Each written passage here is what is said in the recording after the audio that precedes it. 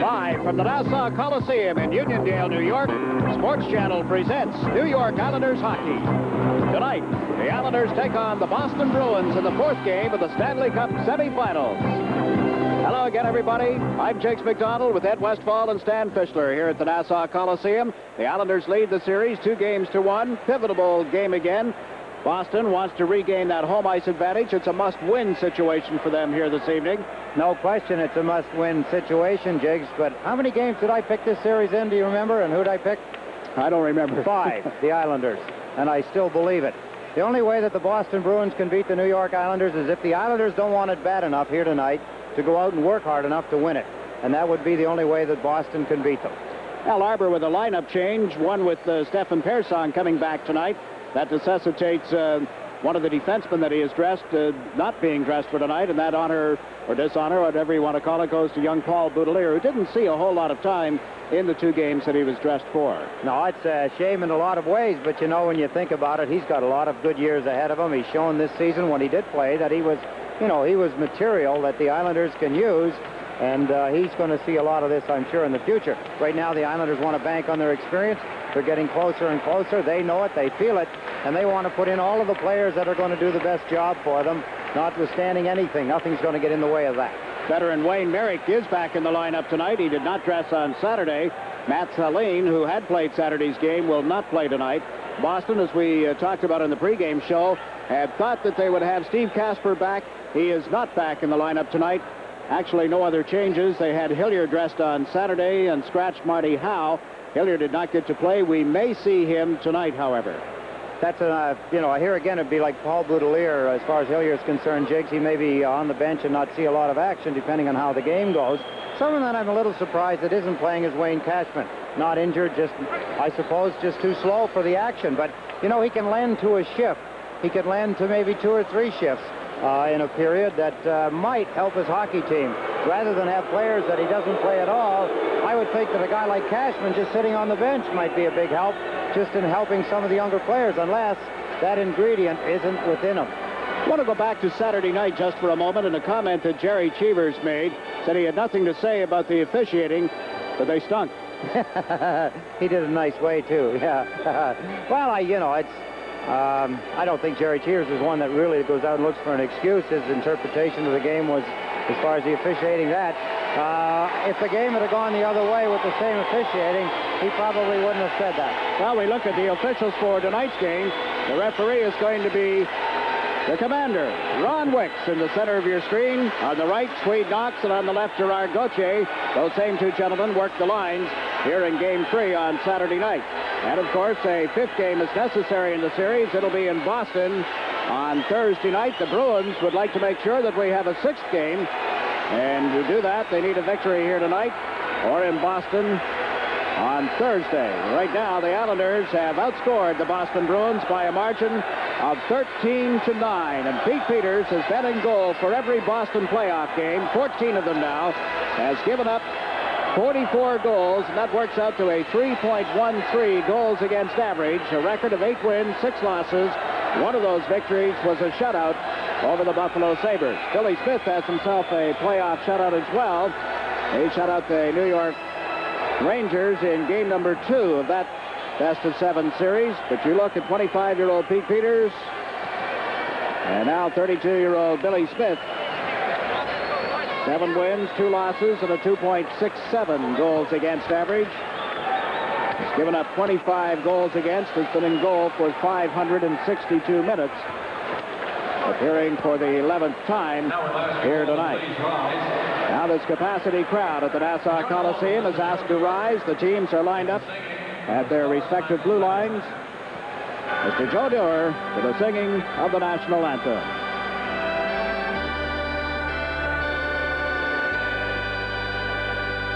Oh, say, can you see by the dawn's early light what so proudly we held at the twilight's last gleaming, whose broad stripes and bright stars through the perilous fight o'er the ramparts we watched were so gallantly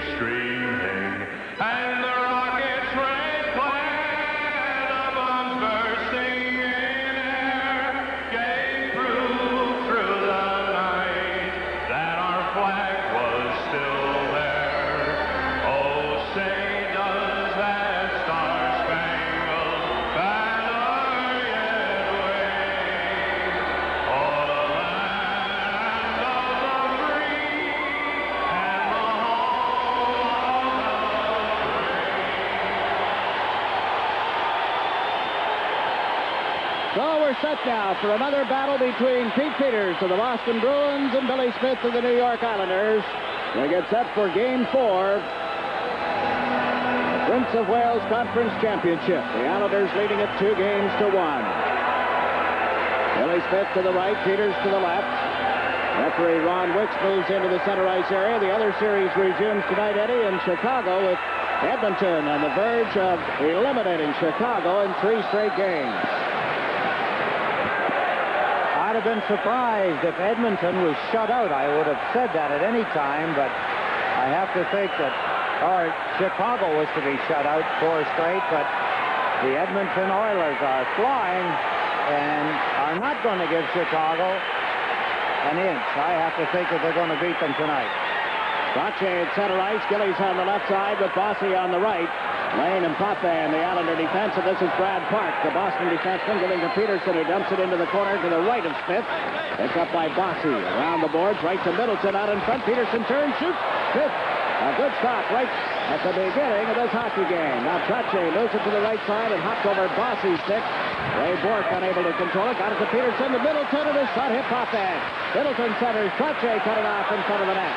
Trache around to the right corner for Lane. Lane ahead to Bossy. It was knocked off his stick. Held in by Gillis. He shoots Smith. The glove save, and he clears it to the corner. Cody Lane trying to move it up the boards. It was stolen by Middleton. He's checked in turn, and Trache has given it to Lane. Now to Trache at center. Over the Boston line. Trache to Bossy. Takes a drive off the blocking glove of Peters. That's it there for Middleton. Now to McNabb, who has come out for Boston. Lost it, picks it up again.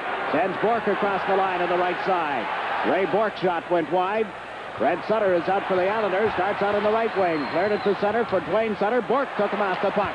Red Sutter moving up. Forces the Bruins to hustle back. Pete Peters left it for O'Connell. Shot it right at Bourne. It comes out to Brent Sutter. Brent Sutter is checked. Now Bourne trying to clear it. It's loose in the Boston zone and finally cleared to the left wing side for Kluzak. Kluzak over the line. Watched by Morrow as he played it around behind the net. Billy Smith gets a stick on it. Put it into the far corner. That's Brent Sutter coming out for the Islanders.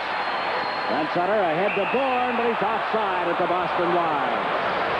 Close call as Bourne tries to get himself into the low open. Brent Sutter spotted him. The pass, Bourne was looking for it off the board. Brent Sutter put it directly to him.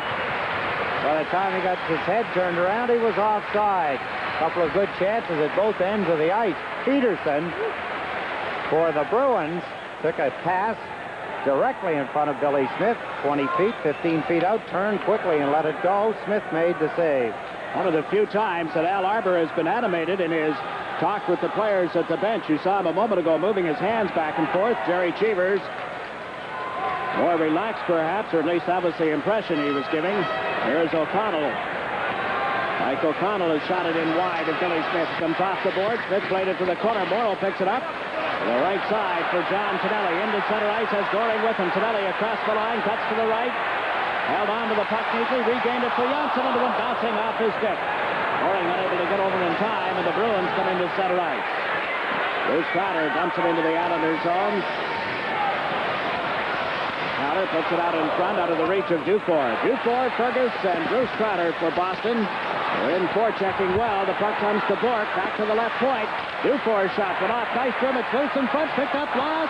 Whoa, what a save by Smith. Another drive. Billy Smith makes the save. The Bruins are shooting from all over the ice. Fergus and Crowder. Billy Smith. Again, he does it. Right there. Fergus, point blank. Look at the move by Smith with his left head. And then Crowder right behind him. Let's take a look. There's the shot from point blank range. It's blocked.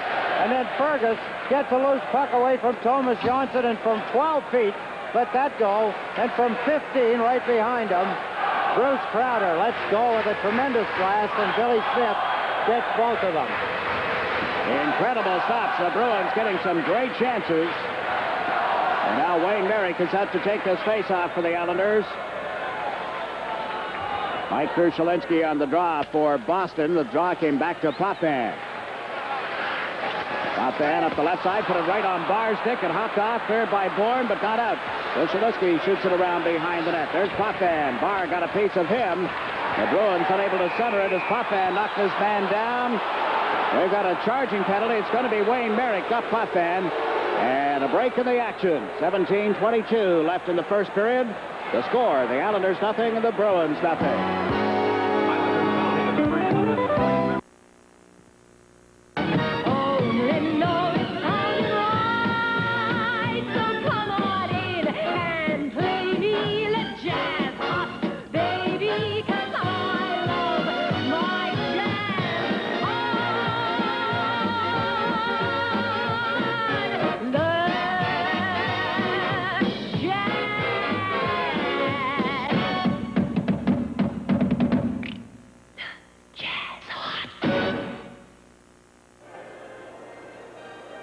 A penalty to the New York Islanders. Wayne Merrick. A charging penalty. Dennis Potvin takes a hit there. Right here. Bang. On Fergus, Wayne Merrick takes him down from behind and draws the first penalty of the hockey game. The Boston power play, 2 of 12 in this series against the Islanders. That's only a 16.7% efficiency. They get the draw back to Bork at the right point. Chased by Goring, held in. O'Connell shot one off the stick and up into the crowd. McNabb complaining that the faceoff should be in the Islanders' zone, but he won't win this one by all appearances. They're going to bring it outside the blue line. An old-fashioned shiner. Mike O'Connell supporting. But clipped on the left side of the cheek. You can see the mark.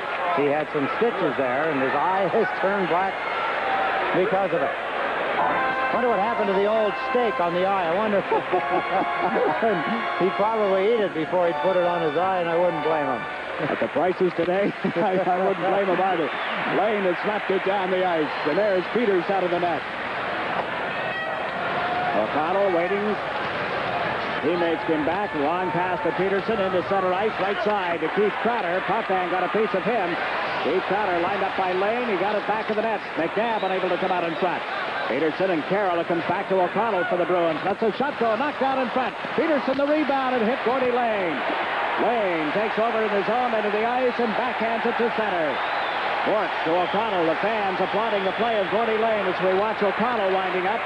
Gave it to Keith Crowder. He's checked immediately by Billy Carroll, and there's Goring.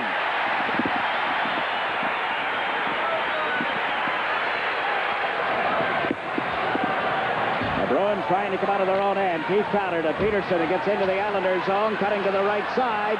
In deep was checked by Bourne. He recovers out in front. Bork's shot is blocked. Cleared by Janssen, but can't get it out of there with help from Bourne.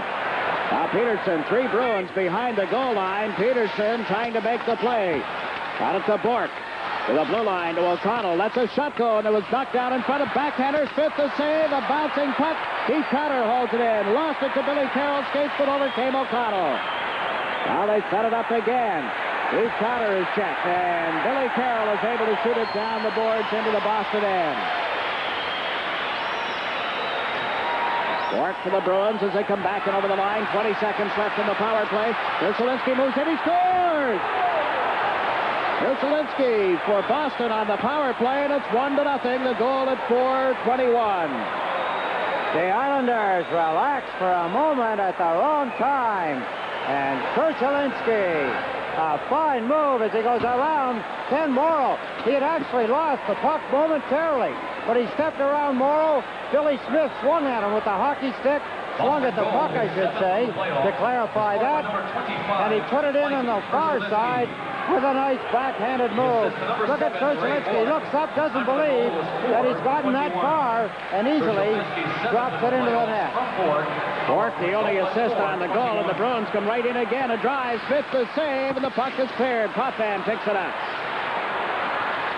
Kenny Potvin to Gillies.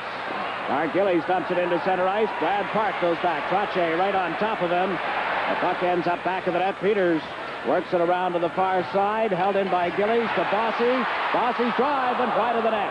Here's Middleton. Rick Middleton trying to come out. Poked away from him by Trottier. And the Bruins have dumped it down into the Islanders' zone. We've played just over 5 minutes of this opening period. The Bruins up 1-0. Hoffman to Gillies. Out of Trottier. Comes over the center ice stripe. Trottier into the Boston zone was bumped. And the Bruins come up with the puck. Big Kluzak. Got it out of the reach of Klusztolinski. Gerson for the Islanders. The Potvin. Dumps it in across the line off Ferguson's stick. Peters around the board. John Tonelli gets a bump as he is in the forecheck. Knocked it away from Dufour to Trottier. Bossy trying to put it out in front. That hit Brad Park. Trottier picks it up back of the net. Around to the corner for Bossy. Bossy checked by Park. The puck went loose. Trottier with a towel. Trottier out in front, and Bossy couldn't get a stick on it. The Bruins come down the left side. Into the Islanders' zone is Dufour. Checked by Lane. Both of them went down. Fergus with the puck. Zigzagging back of the net. Fergus looks for somebody in front. Can't make the play, and he lets to shoot it back of the net. Here's Crowder in for Boston. Dufour unable to center. Now Nystrom starts back. Bobby Nystrom into center ice. He and Merrick move up. Nystrom shot it in around the board. Peters back of the net. Throws it to the corner. Tonelli can't trap it. And Bruce Crowder comes up right wing. Here to Dufour. Had trouble finding the handle on the puck at the Islander line, and the Bruins are called on an offside. There's a break in the action. 13:39 to play in the opening period with our score. The Boston Bruins won. The New York Islanders nothing. Look, this thing is bigger than what the police can do. John D'Angelo is a decent man, but he's fed up. Enough is enough. You hear me? I'm John D'Angelo. If the police can't protect his family, he'll do it himself by fighting back.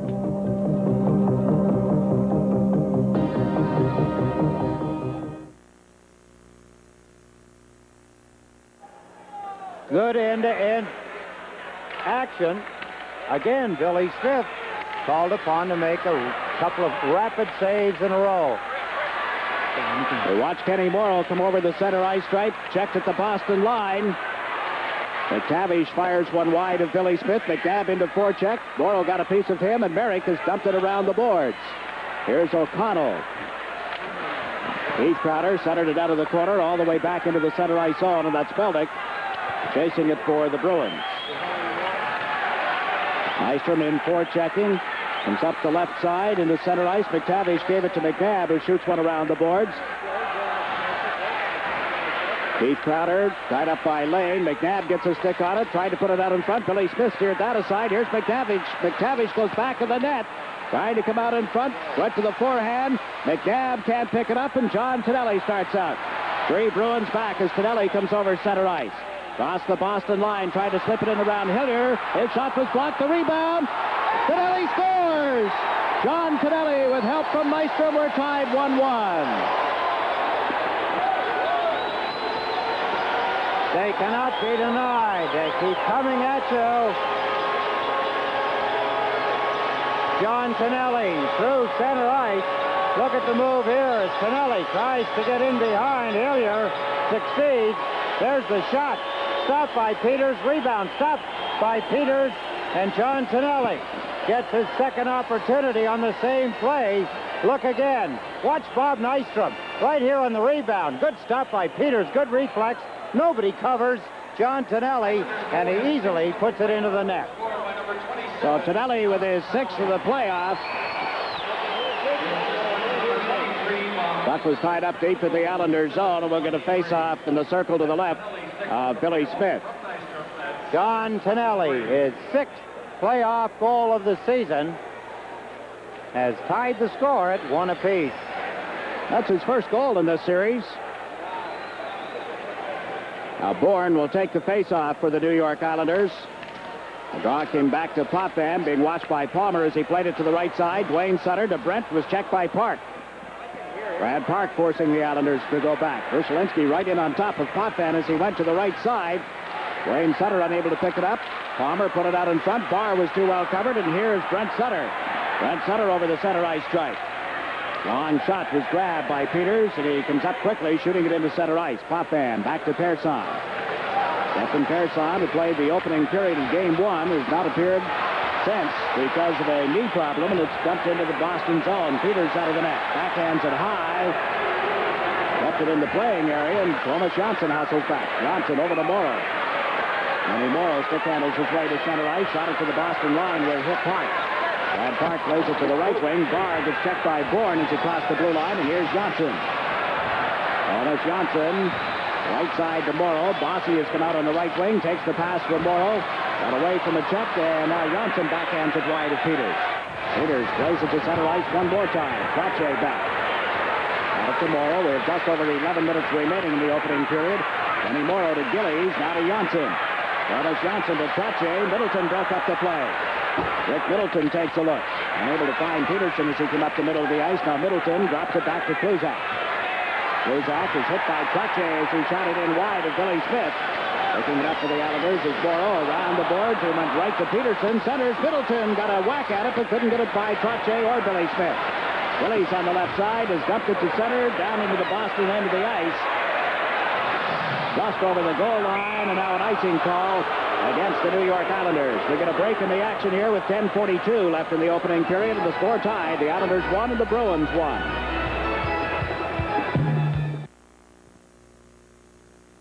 Mariel Hemingway, Patrice Donnelly, and Scott Glenn star in Academy Award winner Robert Towne's sexy, controversial, and explicit glimpse into what it takes to be a winner. Personal Best.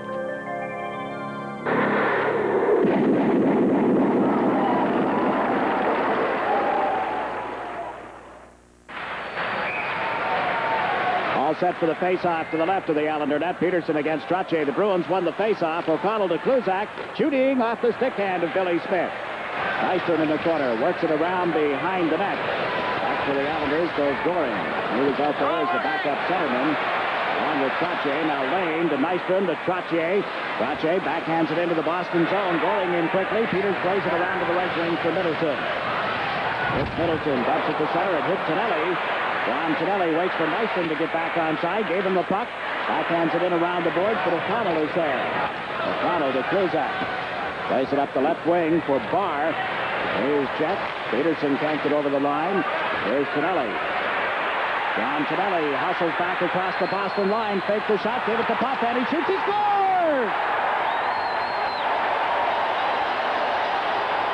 Like he did on Saturday night, Dennis Potvin going in from the left side. Took the pass from John Tonelli. And the goaltender Peters has trouble moving again to his right. There's the pass to Potvin. Look at as he tries to shuffle across the crease.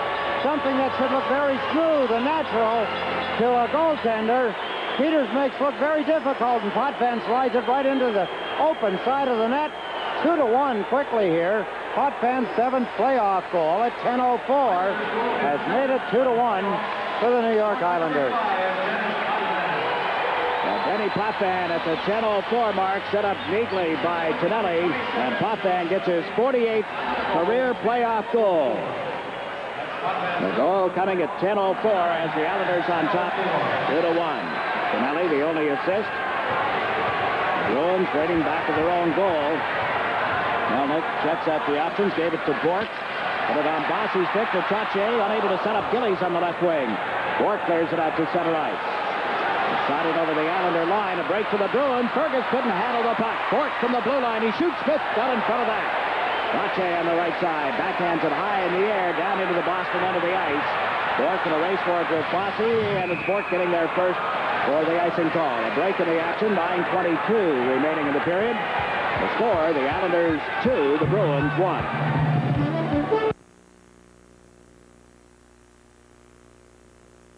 Of the 40,000 men who serve aboard Hitler's U-boats, less than a fourth will return.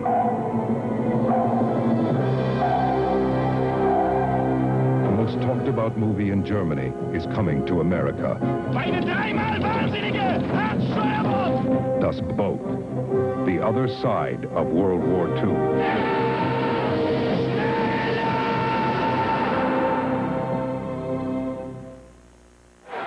Play underway from the face-off. We watch Johnson move it up the left side to Bourne, who's out with Trottier and Bossy. Bork dumps it right back into the Islanders' zone. Billy Smith will leave it for Thomas Johnson. Johnson up the middle to Trottier, relayed it to the left wing out of Bourne's reach. Not far enough for icing this time. It'll be picked up by Brad Park. Park into the center ice zone. 4 Bruins move up, trying to catch the Islanders in the player change. The pass to Keith Crowder, and that hit Johnson. McTavish and Derek run into one another. Derek comes up with the loose puck, works it around to the right side for Anders Kaller. Kaller off the boards into the center ice zone. Keith Crowder got back for the Bruins, gave it to Brad Park. To McTavish. McTavish turning, ran into a check from Merrick. Tonelli comes over the Boston line, bothered from behind by Krushelinski, and the Bruins cleared up the right side. There's a penalty call coming against the Islanders. Crowder's shot went wide. As Billy Smith handles the puck, plays it aside, we get a whistle, and John Tonelli is headed for the penalty box. A break in the action, 8:24 left in the opening period with the score. The Islanders 2, the Bruins 1.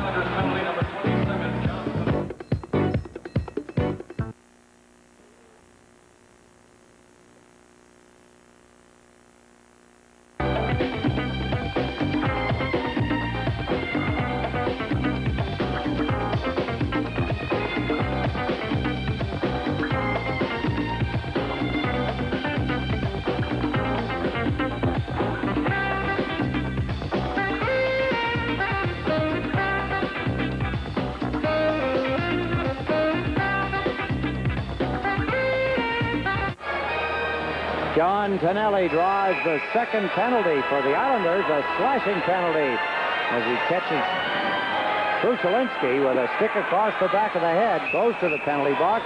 The Bruins power play will have to be more effective if they're going to do anything against the Islanders. Can't give up back-to-back penalties time and again without scoring and expect to win a hockey game. Al Arbor with Trottier there to take this face-off against McNabb. Scoring is out on the ice as well. Trottier got the draw to the blue line. It's held in by O'Connell to Middleton. Checks from behind. Goring stole the puck and he stuffed it down the ice.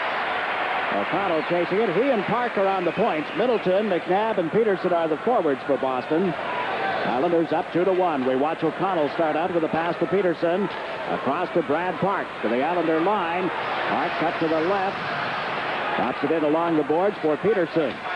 Peterson dumped it wide of Billy Smith. Over comes Potvin, and he'll fire it out of there. 35 seconds gone in the penalty against Tonelli. Now Kenny Morrow comes out with Johnson on the Islander defense. We watch Park play it to the right side to O'Connell. O'Connell fires it in wide of Billy Smith. There's Bourne. That hit Peterson as he tried to clear it. Morrow around the boards to Johnson. Thomas Johnson dumps it out into the center ice zone. Up comes Billy Carroll bothering Park. Billy Carroll steps in front of him, goes back to the net. The puck came loose for Middleton. Rick Middleton and Bourne. Middleton got it over to O'Connell, ahead to the blue line. Fergus went to the left side with a pass to Peterson. Peterson across to O'Connell.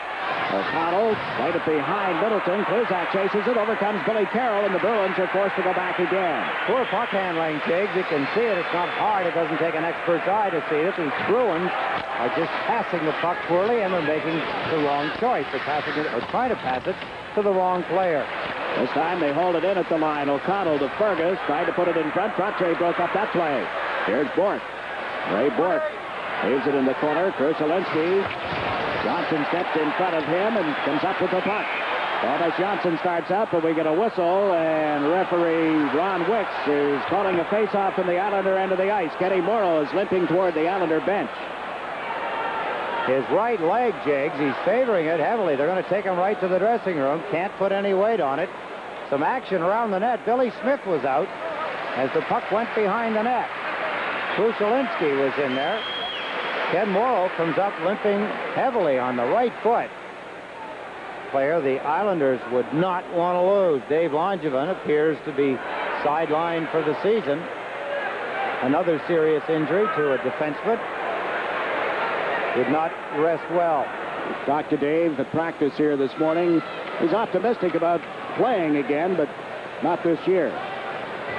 Someone had said that, you know, his career could be in jeopardy. I didn't realize that the extent of his injury was that great. Well, they've gone in and looked at it. They're going to take another look again, he tells me, but it's ligament damage. Takes some time. Time running down in this Boston power play. Keith Crowder to the blue line to Bork. His long shot. Smith got in front of it. The rebound was cleared by Johnson. Now Park lets one go that's deflected wide. McNabb trying to go back to the net. Got away from top end. Teams at 6 aside again. The puck loose in the Islanders' zone. Over after it came Tom Fergus. Crowder is checked on the boards by Potvin, and it's been frozen long enough for a face-off. So the Islanders kill off the penalty to John Tonelli. We have just over 6 minutes to play in this opening period.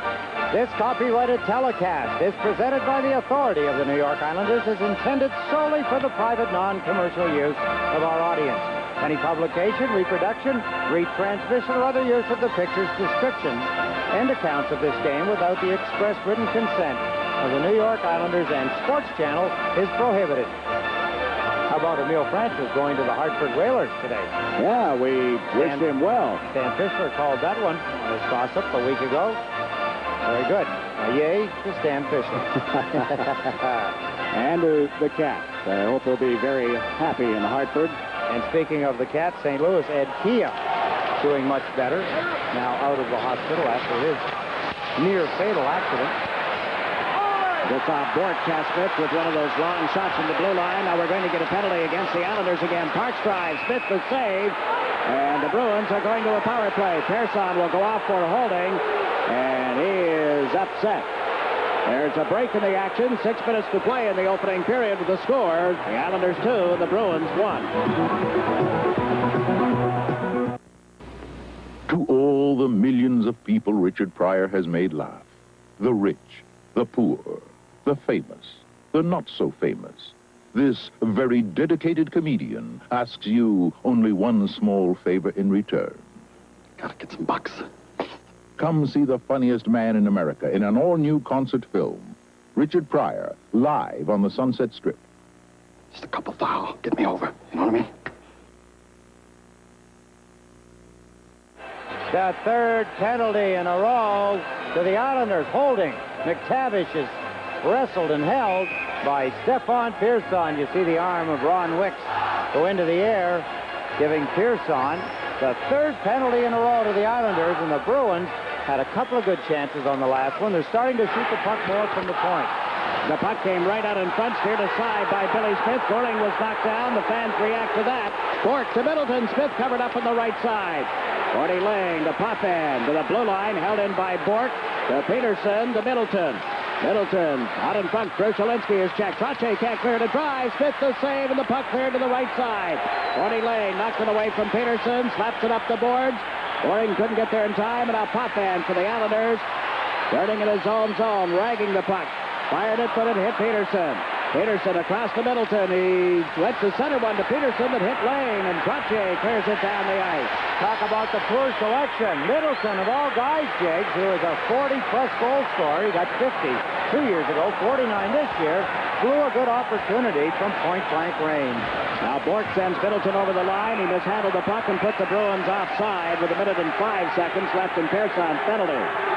Rick Middleton, he didn't look as sharp in the game Saturday night as he had in the early games, the ones in Boston. And tonight has not looked sharp again. Maybe the long, hard season. You know, he had a poor start at the beginning of this season, the regular season, and then caught fire and had a tremendous, say, 60 games at the end of the season, or the 60 games going from first 20 on, and he did very well there. And now with the tough Buffalo series, it could be showing on him. Could well be. We watch Peterson on the far side. His attempt to center one hit Gordy Lang. Park can't get a stick on it, and Billy Carroll is dumped it to center. This is O'Connell for the Bruins. Mishandled it. Bourne in after him. O'Connell got it to Park. And Park left it in the corner for McNabb. 40 seconds remaining in the Bruin power play. The pass went to Park. Up the right side to O'Connell. Comes over the line, working on Potvin. O'Connell centers. There's Keith Crowder in deep. Put it out in front of McNabb. Shot it wide. Peterson for the Bruins.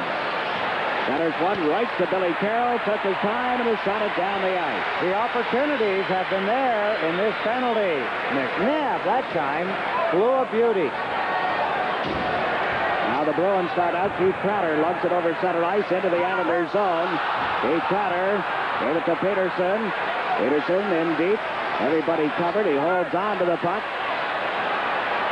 Not a whole lot of movement in that Boston power play again tonight, and the Islanders are at equal strength.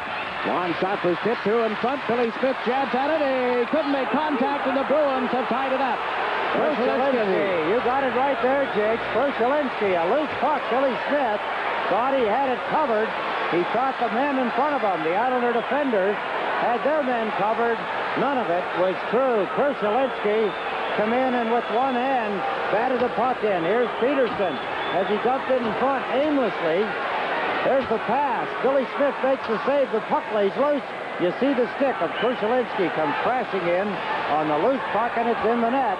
It's 2-2. 3 power plays in a row the Bruins had. They did not get a power play goal. The penalty was up, but the puck is in the net. The score is now 2-2. Krushelinski getting his second goal of the period. There's just under 4 minutes remaining in this opening period. The Bruins have yet to take a penalty. Lane collided with Bruce Crowder, and here's Gillies for the Islanders. Checked by Bork. Gord Kluzak turns at the blue line. Trottier checking on him. The pass went to Bork. Back to Kluzak. Kluzak to Krushelinski up the left side. The Bruins come to center ice, and Dufour has shot it in wide. Peterson gets the only assist on Krushelinski's second goal of this game. Islanders unable to get out of their own territory. Gerson turned Dufour around. Now Trottier is hauled down back of the net. And there'll be a penalty here against the Boston Bruins. The Islanders will go to the power play. There's a break in the action. 3:13 left in the period. The score, the Islanders 2 and the Bruins 2.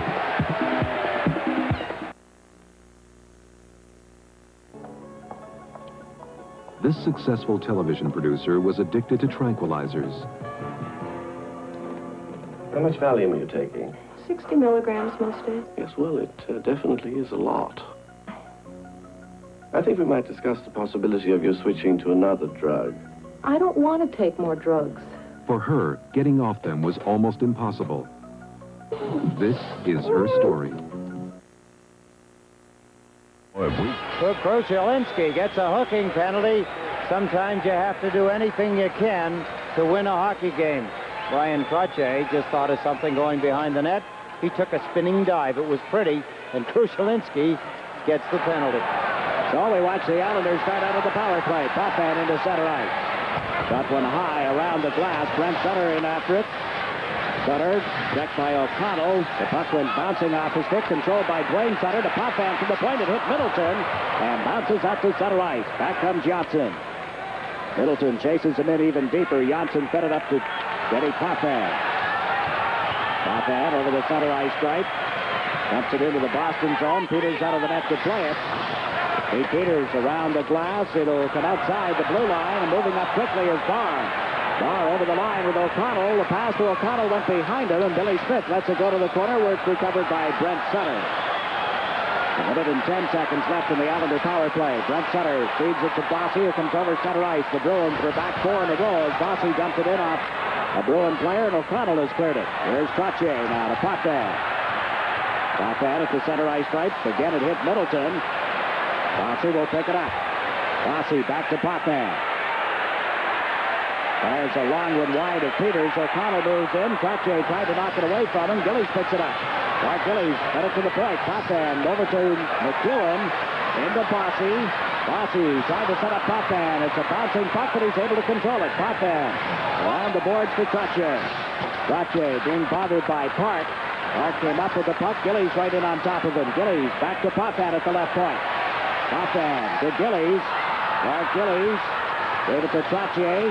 Trottier back to Gillies. 20 seconds left in the power play. Here's Gillies coming off the board.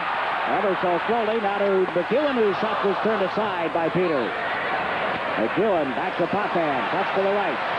Potvin looked at McEwen. Lets a shot go. That was wide of the net. Trottier was in after it. Trottier out to Gillies. A backhander. Peters the save. The puck comes loose. A scramble for it, and it's underneath the Bruin defenseman O'Connell.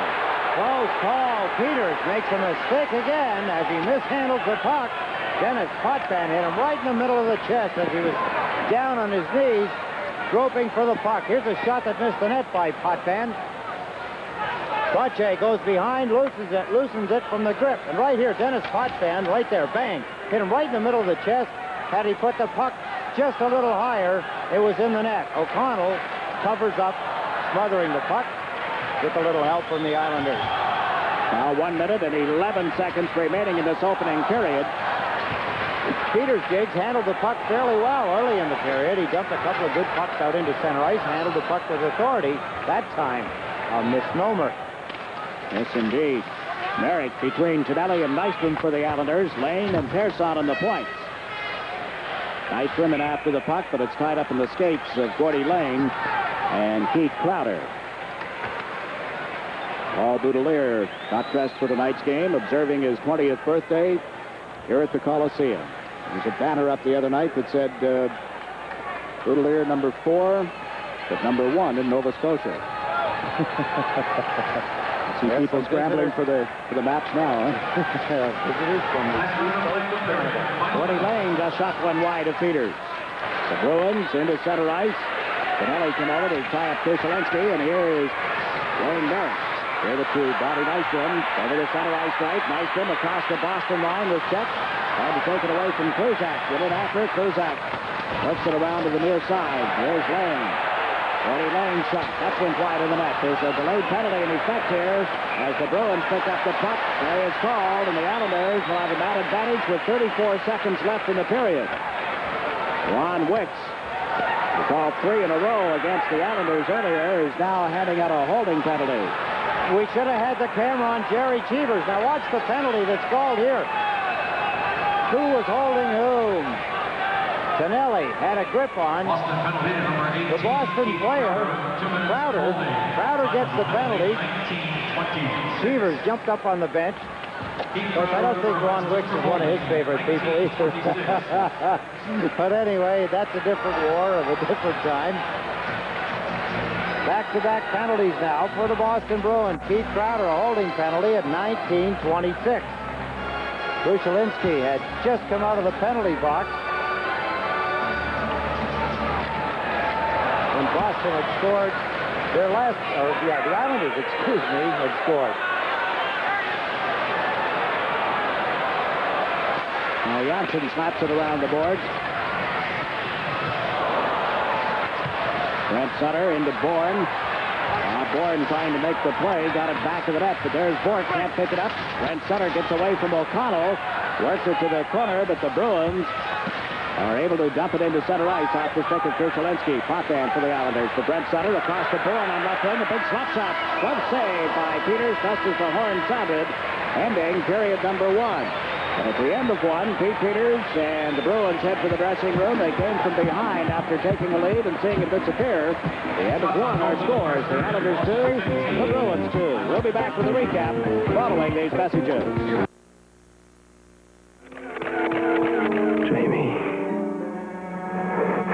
I want to make love to you. This guy is dangerous. He stormed into Jamie's house yesterday and terrorized her. There's not a hell of a lot I can do about it. Everything except protection. Hi, Jamie. Would you get out of here? Come on, wet your lips. Squeeze. Please stop! Squeeze. Leave me alone! Get out! Huh?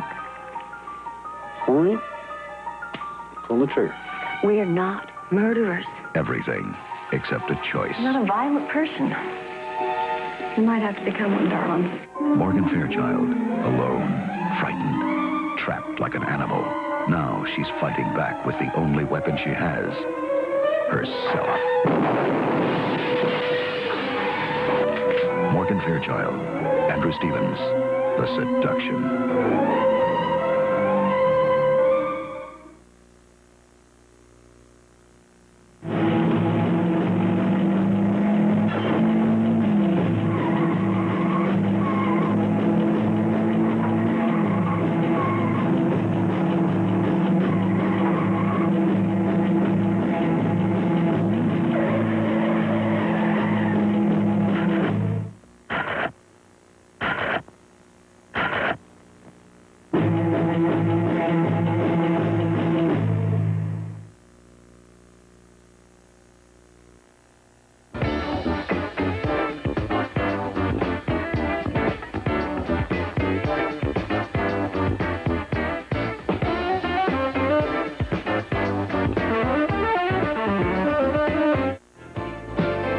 After one period, the score is tied. The Islanders 2 and the Boston Bruins 2. The shots on goal in the opening period. Look here, Boston with 15, the New York Islanders with 9. And the goal scoring went this way. A power play goal. Krushelinski getting his 7th of the playoffs at 4:21. Merrick sitting out a charging penalty. Bork picked up an assist on that goal. Then John Tonelli got the Islanders even at 7:23 with his 6th of the playoffs. Potvin came back with his 7th of the playoffs, set up by Tonelli at 10:04.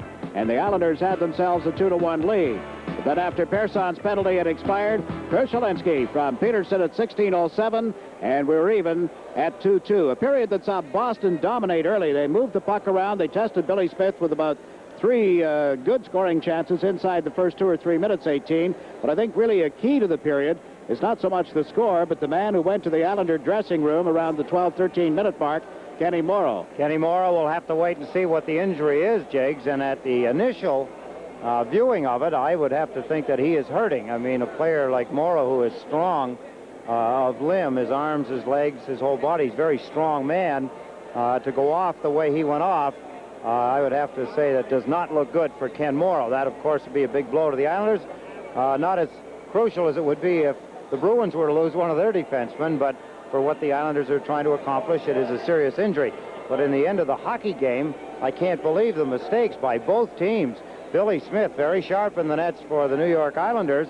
The Bruins giving up so many opportunities on the power play that it's hurt them. It's hurt them a great deal. It hurt them against Buffalo. It's hurting them even more against the Islanders because they're not going to get as many good opportunities to score goals against the Islanders throughout a hockey game as they would a team like Buffalo. Well, the Islanders and the Bruins are even 2-2 at the end of the first period. Now let's go down to the studio to Stan Fischler. Thank you, Jiggs. My guest will be one of the most amiable of Bruins, Peter McNabb, after this message.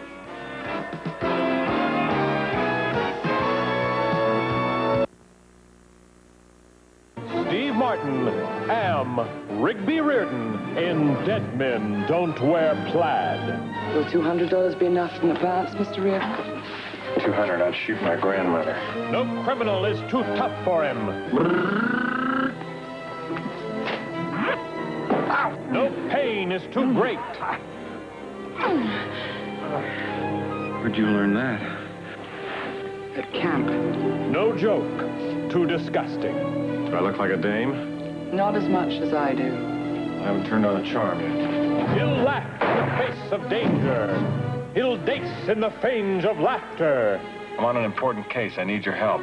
These people we're dealing with are killers. Oh, thanks for telling me. Say something like, no, Ma, look, listen to me. No, Ma, look, listen to me. He'll do anything in the quest for the elusive Academy Award. The people who brought you the jerk try to make it up to you.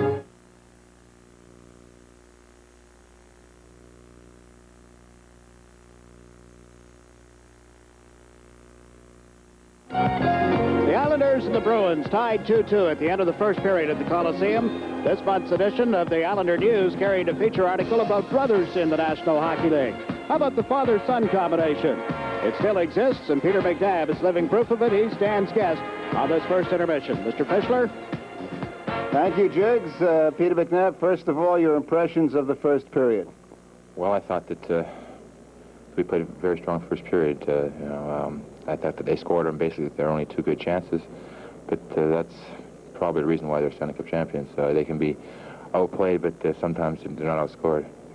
Now, Peter, we hear a lot about the fatigue factor in this game. Sometimes I wonder whether it's exaggerated. For example, you take a player like Brad Park, who is playing with less than the most durable knees, and yet he comes out game in and game out. That doesn't seem to bother him. I think it is possibly a little bit exaggerated because once the game starts, you feel pretty fresh mentally. You've been planning for this for a long time, and the adrenaline starts to flow and all those things. And by the time you drop the puck, you're as ready as you're ever going to be. You get a player like Gordy Kluzak, who's still a teenager and playing in this very important Stanley Cup game. What kind of encouragement do teammates give him, if anything? Well, I think the main thing is you don't try and put any pressure on him, any more pressure than the rest of the fellas have. You just try and make him feel that he's got 1/20th of the load to carry, and it's his job when he's out there to just do that and not try to do too much. Oftentimes, that's the problem. You get people that are running around a little bit too much, and especially against the Islanders, if you get caught out of position, they seem to be very quickly jump on it and use it to their advantage. You don't seem to be a guy who is overly tense. Do you feel any kind of pressure in this, or you used to it after all these years? Well, you do get used to it a little bit in that you're able to get away from it a little bit quicker after the game is over and in between days. But once, 4 o'clock rolls around, you're as nervous as anyone. Jiggsy mentioned that your dad, Max McNabb, director of hockey operations for the New Jersey Devils. Do you have any communications with him during the season? Is there any kind of banter about Max bringing you to his team or anything like that? That doesn't usually come up. I can always tell when Dad's making a friendly phone call or a business call. If it's a business call, he'll ask me, how are you, how are the kids? And then he'll say, how does this guy play against you? And I'll say, there's a deal, something's working. And he says, no, I just, he tries to play coy with me. But, there's a lot of times he'll ask how a team plays against our team because he feels our team is one of the better teams in the National Hockey League. And if a player plays well against us, he can usually play well against most teams. Peter, a lot of us are keeping an eye on the Edmonton-Chicago series. Chicago down by 3 games now. Your club has done very well against Wayne Gretzky and the Oilers. What's the secret? I think the main thing is that we know he's on the ice, but we try and cover his passing people a lot closer than other teams do. We don't drive 2 guys towards him, leaving someone open all the time. We try and stay spread out, and until he gets over our blue line, that's when we might move 2 guys towards him, but not till then. Before you go, how do you see this particular game evolving in terms of strategy? Well, it looks to me right now that the referee's calling a lot of penalties, so the team that can stay away from the penalties and maybe score a couple power play goals is going to be the winner of tonight's game. You say he's calling a lot of penalties. Do you say that he is calling more in this situation than another referee might in the same situation? I think there's been 3 or 4 calls that I don't consider Stanley Cup playoff calls. I usually just think that the only penalties you should call are flagrant slashes or whatever, and goal-scoring opportunities that are stopped by tripping, holding, whatever. But those are the only penalties I can think that should be called in playoffs. I think the fans will echo your sentiments. Peter McNabb, and now we go back to Jiggs McDonald. Thank you, Stan, and to Peter as well. We have a 2-2 tie at the end of the first period here at the Coliseum. Eddie Westfall will take a look at the highlights coming up right after these messages.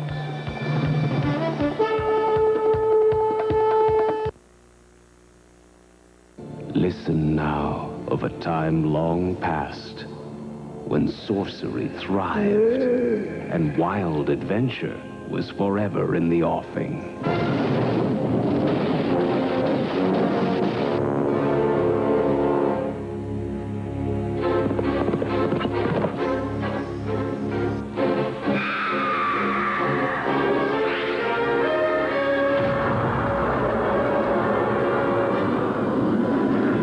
Deadly sorcerer is called out of nightmare by a ruthless king driven into evil. And a mystical sword is forged for a mighty warrior who rises out of legend to topple a kingdom.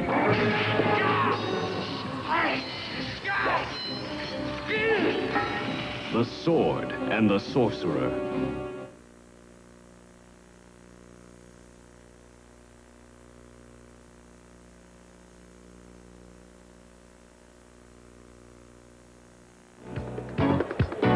Well, the Boston Bruins outshot the New York Islanders 15-9 on their way to a 2-2 tie at the end of 1 period. Jiggs McDonald and Ed Westfall here at the Nassau Coliseum. Boston scored first, and so often in the playoffs and the regular season for that matter, the opening goal is a key. But tonight the Islanders came back, couldn't hold it though. It can sometimes be a key, Jiggs, and some people must be wondering what's the matter with that Westfall guy. He was talking when Pearson was in the penalty box about the fact that the Boston Bruins power play is so poor and they can't do anything on it. Short memory. First goal. We'll go to it. It's a power play goal, believe it or not. That's how short a memory I have tonight, folks. And that is Ray Bork. He's not short on anything. He's a tremendous hockey player. This is Krushelinski. He's very good, too. Can't believe that he got around Ken Morrow. See Morrow hack at him. Billy Smith swung his stick at the puck.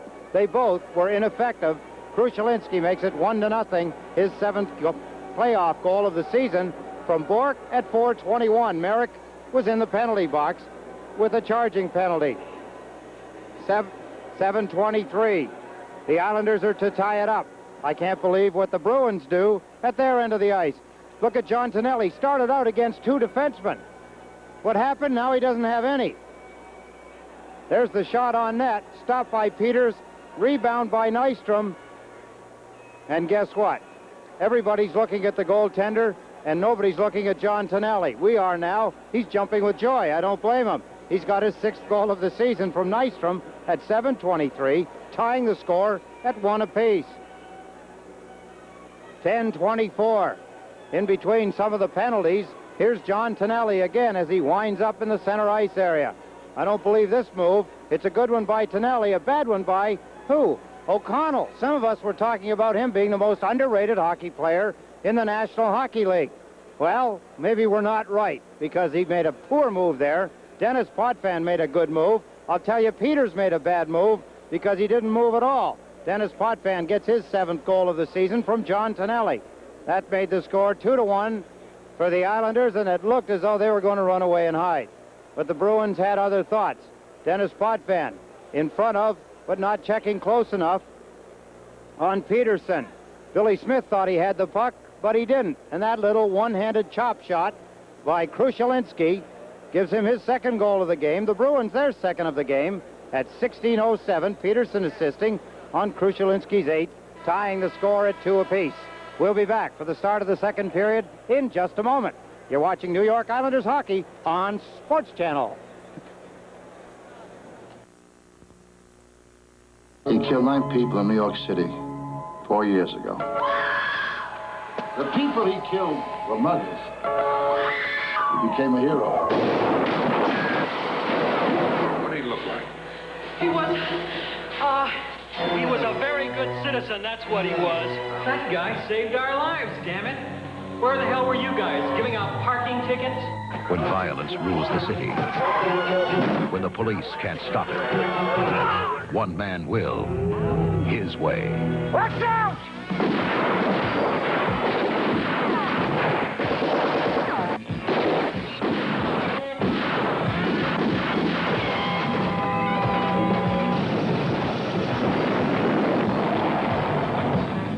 Charles Bronson. Goodbye. Death Wish 2. He's doing it for you.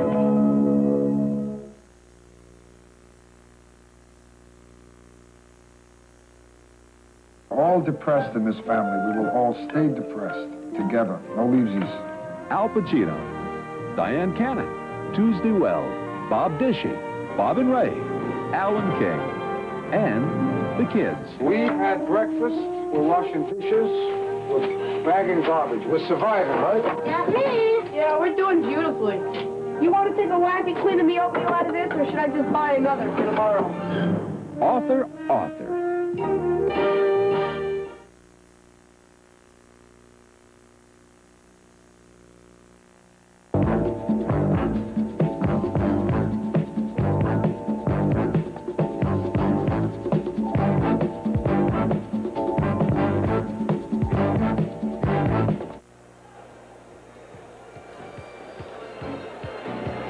Well, the officials are back out on the ice. We're awaiting the return of the 2 teams. Krushelinski with a pair of goals for Boston. Tonelli and Potvin with the Islander goals for a 2-2 tie at the end of 1 period. What do you have for us, 18? Well, if necessary, Game 6 of the Stanley Cup semifinals will be seen exclusively on SportsChannel Saturday night at 8 o'clock. As Bobby Bourne, Brent Sutter, Bart Gillies, and the rest of the champion New York Islanders face off against the Boston Bruins in hard-checking playoff action. Catch all the exciting live action from the Nassau Coliseum, starting with the Islander preview at 7:30. New York Islanders hockey, exclusive on SportsChannel. I understand that a good Islander fan is in the hospital. John Tierney is at Sloan Kettering. We wish him a very speedy recovery. The Islanders will defend the goal to the left. The Boston Bruins the goal to the right for this 2nd period. And just checking the Islanders as they came from the dressing room and as they skate around briefly and what will be their end of the ice for this period, there is no sign of Kenny Morrow at this point. Now the doorway is still open toward the Islander dressing room. you're an Islander fan, you have to keep your fingers crossed that he will reappear.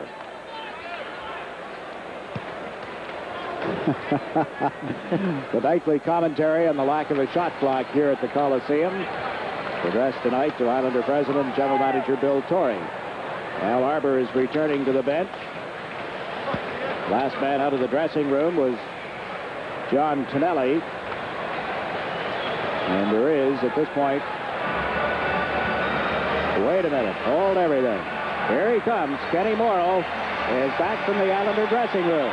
He gets a nice hand from this partisan crowd and goes to the bench. It is not hard to tell his right knee is well taped. Much larger in size than his left. First thing you look for in a situation like that.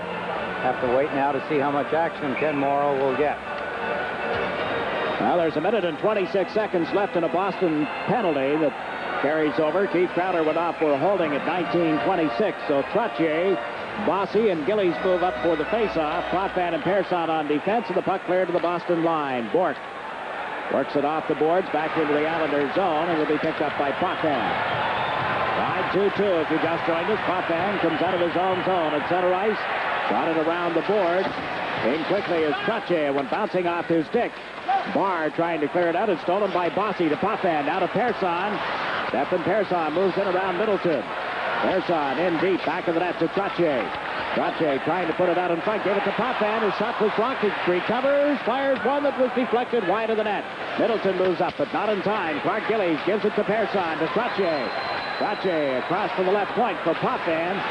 The Islander captain moves it in around the board. Peterson back of the net, but Bork beat him to it. Bork has handed it to Persson at the line. Into the corner. Bossy couldn't get there. Bork's clearing attempt will end up in the Islanders' zone. Half a minute remaining in Keith Crowder's penalty time. Ironic to watch. Dennis Potvin handed the puck to the Bruins. Bork picked it up for the Bruins and handed it right back to the Islanders. Here, try again, eh? Thomas Johnson unable to set up Potvin, and the Bruins going to break. Middleton into center ice. Lead pass just out of the reach of Krushelewski. Nobody between he and Billy Smith. And now Bossy gets back. The puck went off his stick into the crowd with 10 seconds remaining in the Islander power play. That should turn out to be a big mistake. Watch the backhand pass as he tried to lay it out. Krushelewski cannot get to it. He's all alone. He had a breakaway.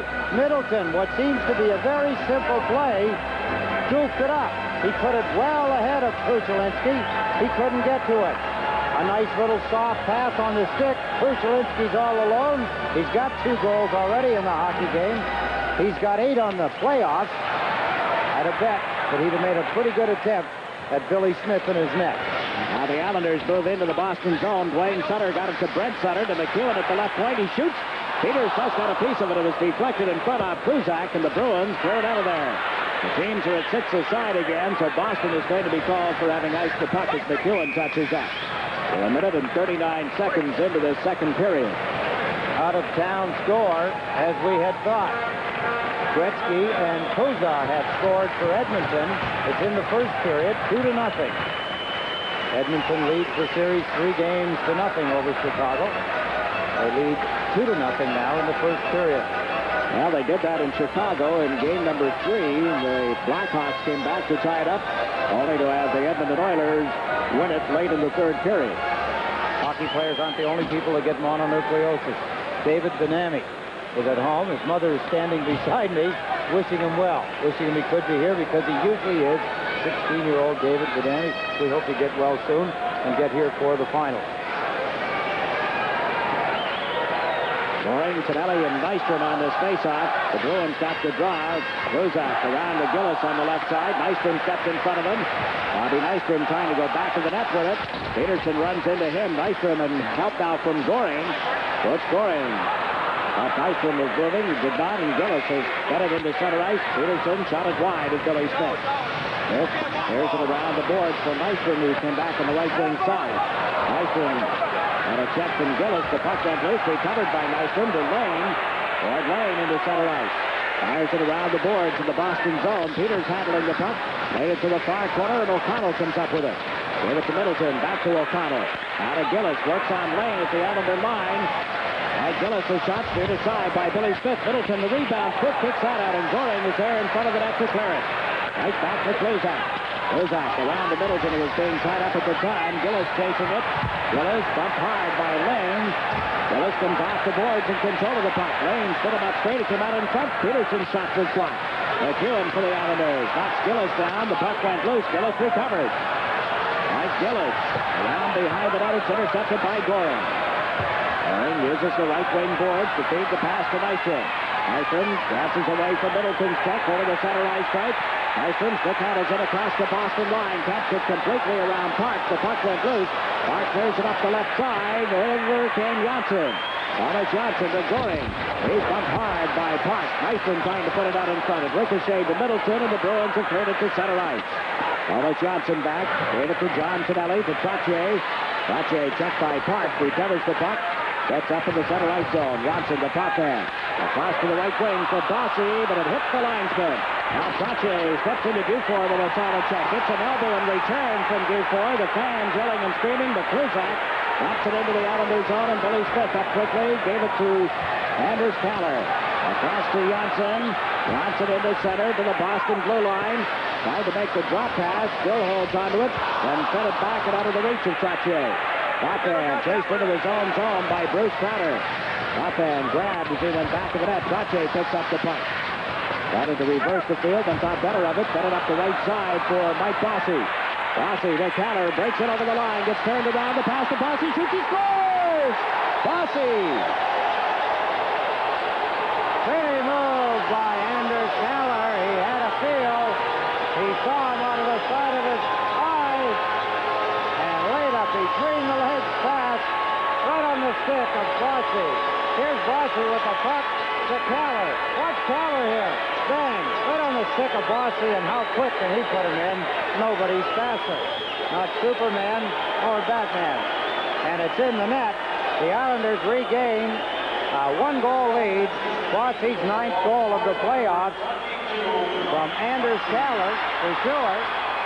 That came at 4:05. That's the third goal that Bossy has scored in this series against the Bruins. Now they knock the Bruins off the puck. Brent Sutter's shot was blocked. Bourne the drive. Oh, what a stop by Peters.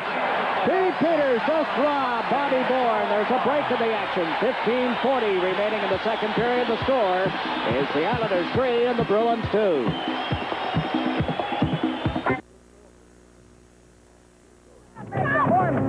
Do you think he's dead? I'm not going to leave this country till I find my son, alive or dead.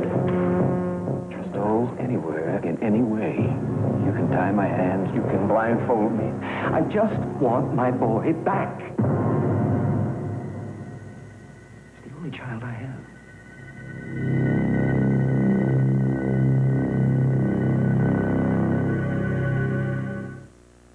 No one said you had to be able to see the player to pass him the puck. Kaller makes that come through as he put it on the stick of Bossy, and he put it in the net to make it 3-2 Islanders.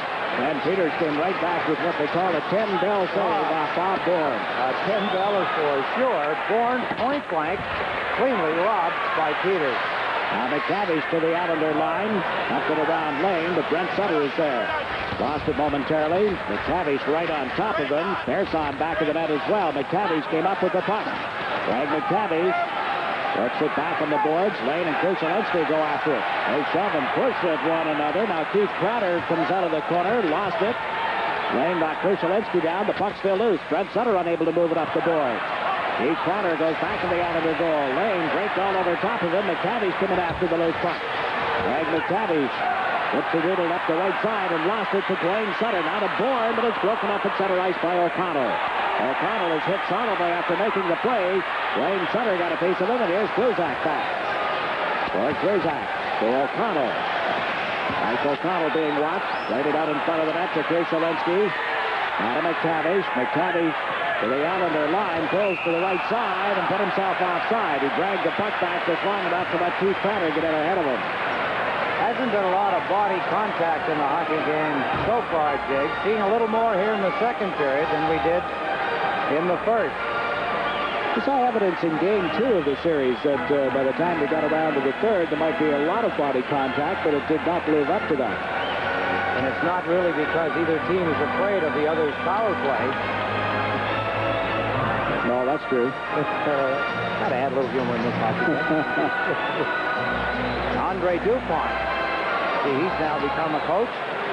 Former Nordique, named coach of the Trois Rivières de Roures in the Quebec Major Junior Hockey League. Who? Yeah, that's what I said. What is that? What is the nickname of the team translated, 18, as we get this icing call? Three Rivers. Oh, Three Rivers. What does Bravour mean? I have no idea. Are you asking me for it? I'm English and Scotch. Mostly Scotch some nights. No. I mean, when it comes to picking up the check, that's... Oh, I see. Well, no, I don't think that's true. I knew you wouldn't. If I've done that to you sometime, you've deserved it. At breakfast? Wayne Merrick is at center ice now for the Islanders. Nystrom and Bourne are the other forwards. Kenny Morrow is out of defense with Thomas Johnson. 3-2 Islanders. Burgess on the face-off. Bourne, or Merrick at least, pulled it back to the corner. Johnson was knocked down. It's picked up by Bourne. Bourne to Morrow. Back to Bourne. Comes down the left side, working on Park. Trying to walk in around him. Does. Bobby Bourne to Morrow, and couldn't make contact with it. Merrick will pick it up in the center ice zone. Merrick across to Johnson. Thomas Johnson fired it in. Up hit Melnick. Melnick took a bump from Nystrom, held on to the puck, handed it right back to Nystrom. He shoots Peters to save, and he covers up. Look where Peters is outside that goal crease. There's a break in the action here. 13:53 to play in the period. The score, the Islanders 3, the Bruins 2.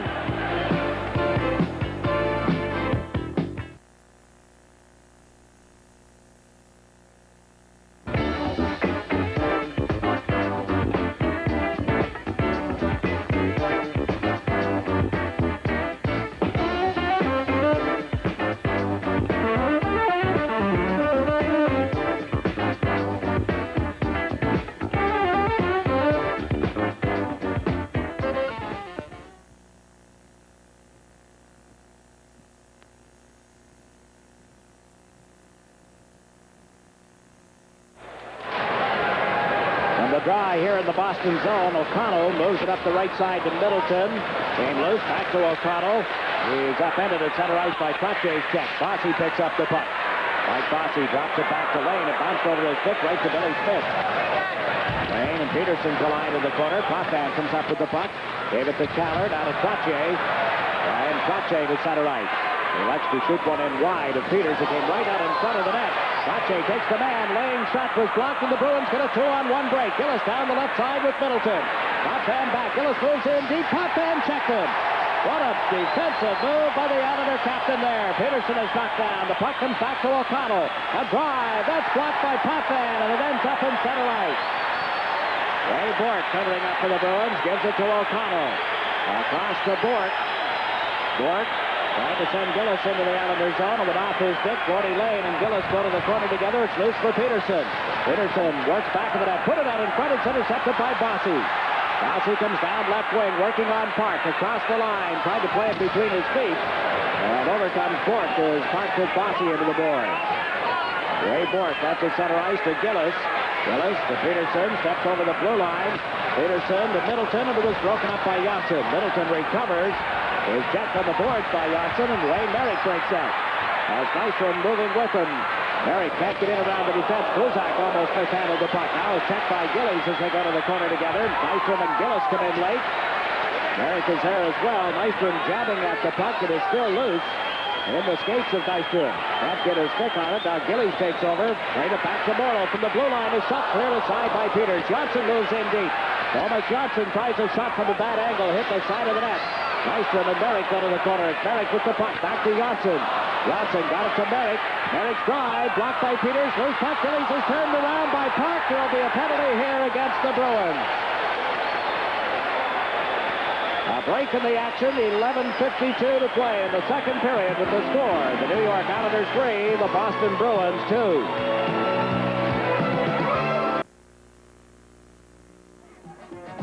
He takes on the enemy. He takes on the army. He takes on the money. He takes on the mob.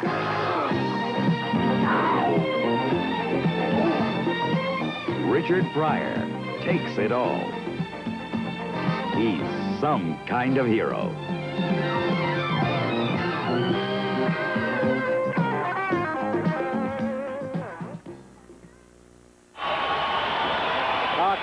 penalty to Brad Park. Watch Park when he hooks Clark Gillies. There goes Gillies for the puck. Watch his left leg. You see him go down, see his leg stretch out. His knee, he just re-injured his knee, I'll guarantee you. To what degree, I'm not sure. But you saw his left leg stretch out. He was too weak to bring it in, and it collapsed. And from where we sit, you can see the pained expression on his face at the time. The Islanders on a power play. Park for hooking at 8:08. Third power play chance of the night for the Islanders. They have cashed nothing in on the two previous opportunities. Al Arbor with the two Sutter brothers and Bob Bourne as the forwards. Potvin and McEwen on the point. Potvin over center ice. Dumps one into the Boston zone. Peters out of the net to handle it. Played it to the corner. It hit Brent Sutter. Wayne Sutter gets it back to Brent. To Dwayne. Wayne Sutter tried to feed it to the blue line. It was broken up, held in by Potvin.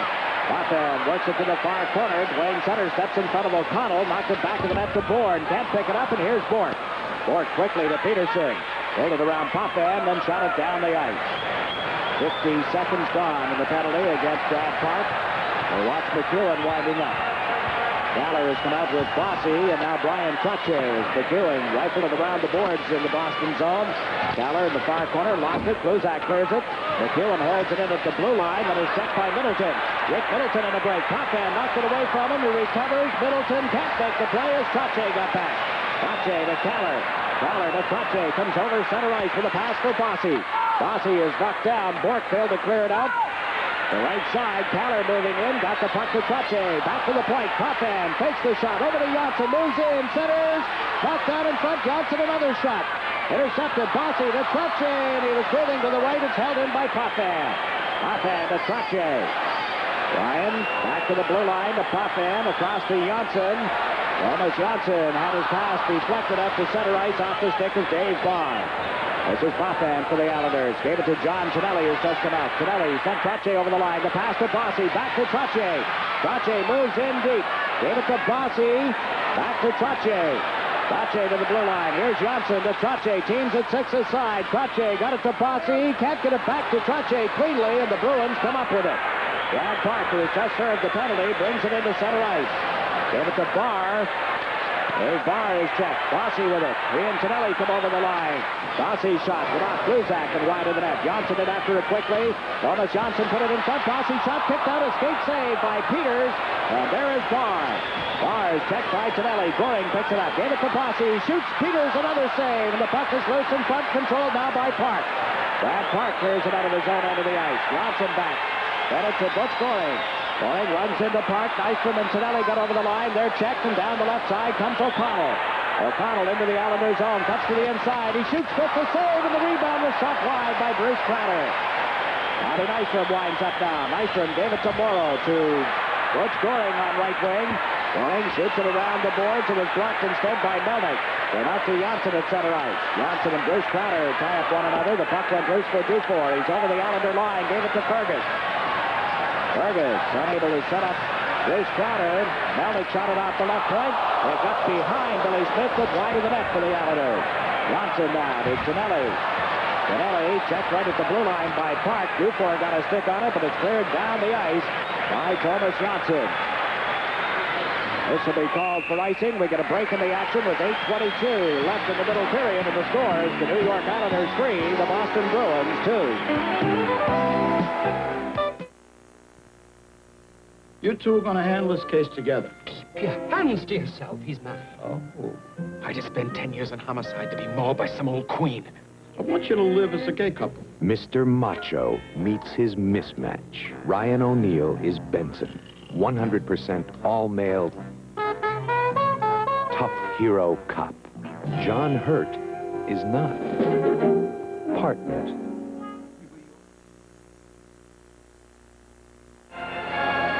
Some good defensive moves by Islanders, but some poor offensive plays by the Boston Bruins again, Jig. They've had some good opportunities here in the second period, but they haven't taken advantage. O'Connell a moment ago, point-blank range. Now, you don't get there too often. Again, he is supposed to be the underrated player. He has only been mediocre against the Islanders, and earlier a 3-on-2 that Dennis Potvin made a good defensive move. And the Bruins, who should have at least got a shot on net, didn't. 3 against 1. You're only going to get so many opportunities like that in the course of a game, let alone a series. That's why the Islanders are champions, Jiggs. When they get the opportunities, they put them in. Now we watch Lang dealing it back to Stephen Pearson up the right side to Dwayne Sutter. He laid it into the Boston end of the ice, but it's going to be called for icing. Dwayne on his own side of the center ice stripe. 7:59 left in the second period. And to carry that one step further, the Islanders, when they don't get opportunities, then they start to create them. We've seen that happen. We saw it happen last year against the Pittsburgh Penguins when things looked bleak on a couple of different occasions. Come back and win the hockey game they created, scoring opportunities. And O'Brien Pache, that assist a while ago, 126 points in cup play, tying with guess who? Maurice the Rocket Richard for 11th place on the all-time point list in playoffs. His next point will tie him with guess who? Yvonne Cournoyer, another Montreal great. With elite company, is he not? Well, you start to see all of these great Montreal records now, you know, because the Islanders have been in the playoffs so many times. They've won the Cup 3 times in a row. They get to play in a lot of playoff games. You'll start to see that happen more and more. Offside at the Boston line. Al Arbor as Brent Sutter, Dwayne Sutter, and Bob Bourne as his forwards, with Lane and Pearson on defense. The off-ice officials always like to give mention of our off-ice officials. New York Rangers again tonight. South goal is Arthur Reichert. North goal, Sal Maslow. Penalty timekeeper, Joe Patrick. Scorer is Joe Schaefer. And the timekeeper is Frankie Cox.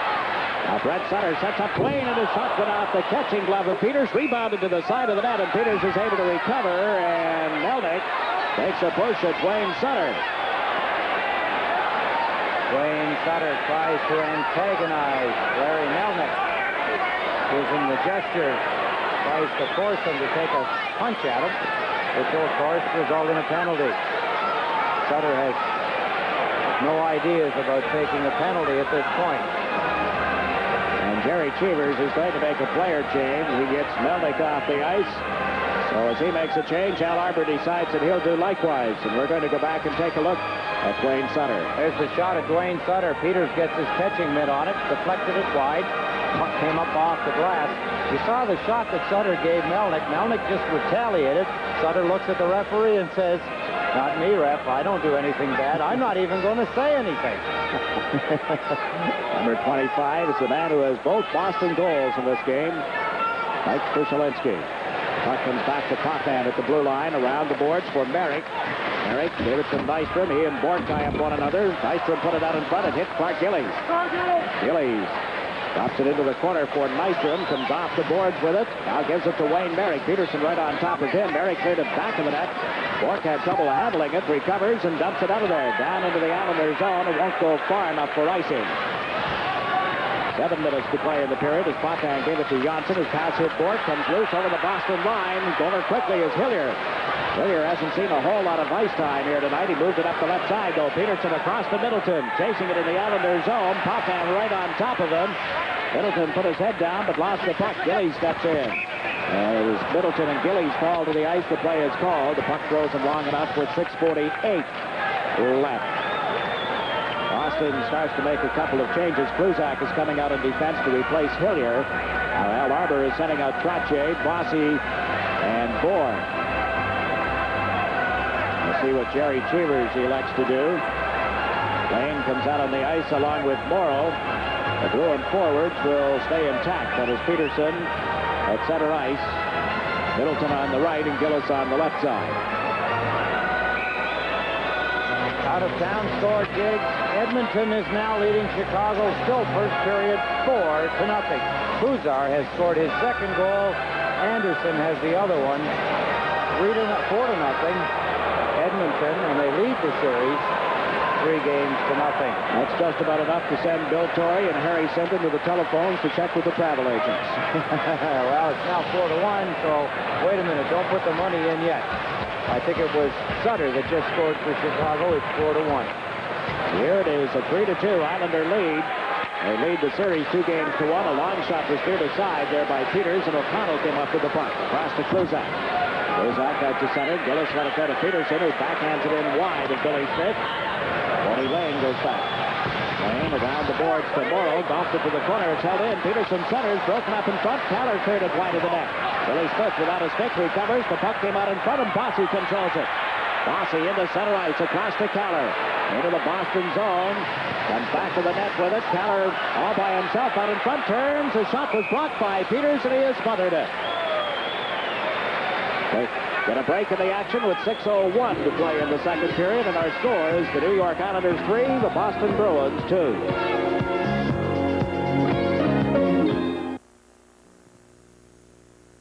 Costa Gavras, who startled the world with Z, has made The Confession. A film of truth and why it is feared by those who hide it. Yves Montand is Gerard, a man destroyed by lies. Lies that the world will hear and believe as The Confession. Face off to the left of Pete Peters. Goring will take the draw against Krushelitsky. Got it to Tonelli, to Weissman, back to Persson, and across the puck there. Moves in, lets it go. Peters down to make the save. And again, right up on top of the goal tree. Good pass by Stefan Persson to Dennis Potvin. Point-to-point pass. Good pass. There's the shot up where Peters could handle it easily. Bob Nystrom looking as he came through to try and tip the shot. Peters got a hold of it and hung on. Austin makes a couple of changes on defense. Bork is out with Park. Goring on the draw. Park picks it up. Brad Park around the Ray Bork, up the left side to Fergus. Persson pinching in, forced him to drop it back. Bork moves it behind the net for Park. Park over on the far side. Bruce Crowder has cleared it to center ice. There's Stefan Persson. Persson to Goring. Got it in around the boards. Peters cuts it off for Bork. Bork quickly to the left side. Krushelitsky relayed it to Fergus. They move up 2-on-2. Long pass to Bruce Crowder. Potvin steps into him, and Persson picks up the puck. Persson around the board. Dufour for the Bruins. They had too many men on the ice. Got away with it. They're trying to make a change. Now Fergus hits it back to the net. Overcomes Goring. Shot it right at Fergus. Tom Fergus with Potvin draped all over top of him. The puck is loose. Potvin is knocked down and sits on top of the puck. There are 5 minutes and 6 seconds left in the middle period.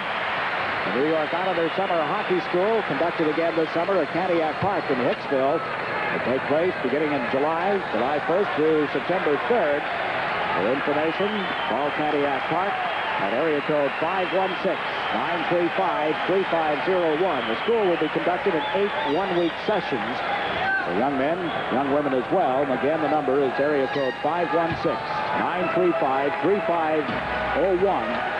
Information on the New York Islander Nassau County Summer Hockey School.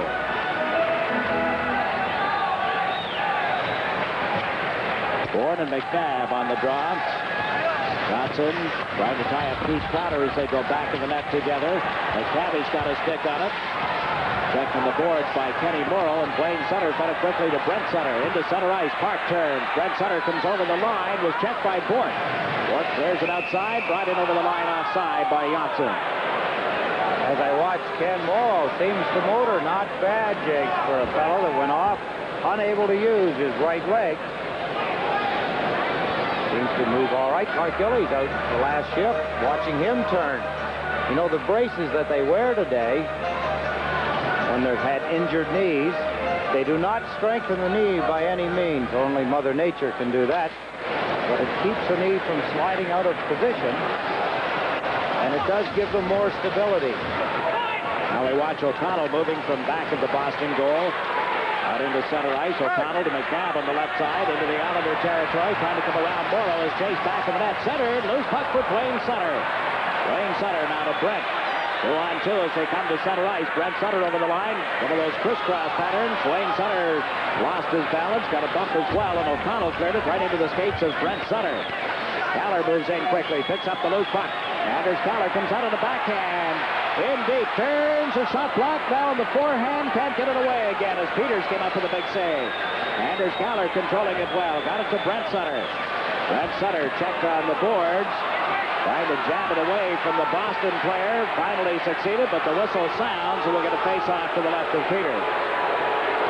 Fowler putting on some moves, 18. He did. He held the puck. But Peters glided this time, moved good laterally from right to left as he went across the goal crease. Kaller holding it, looking for a spot to backhand the puck, and Kaller has a good backhand, as most European players do. But when he released it, Peters was straight in front of him.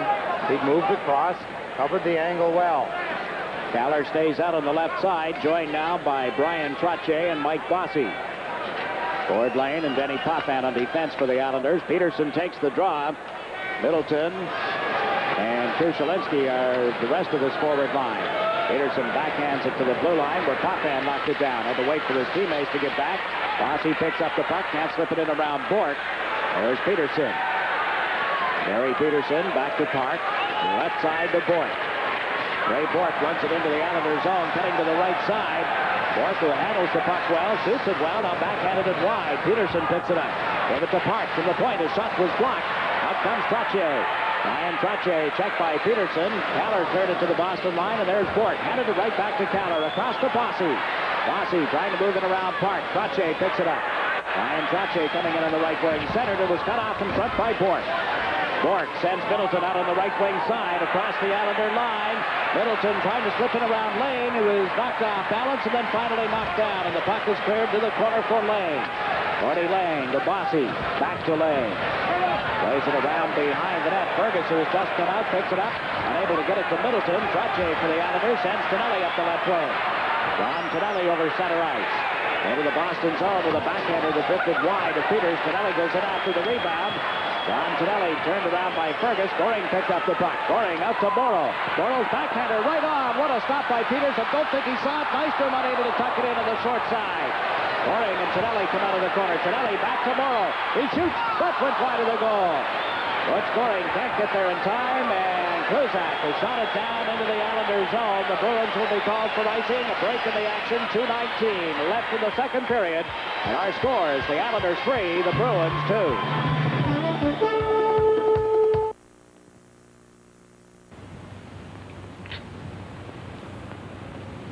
I'm a werewolf.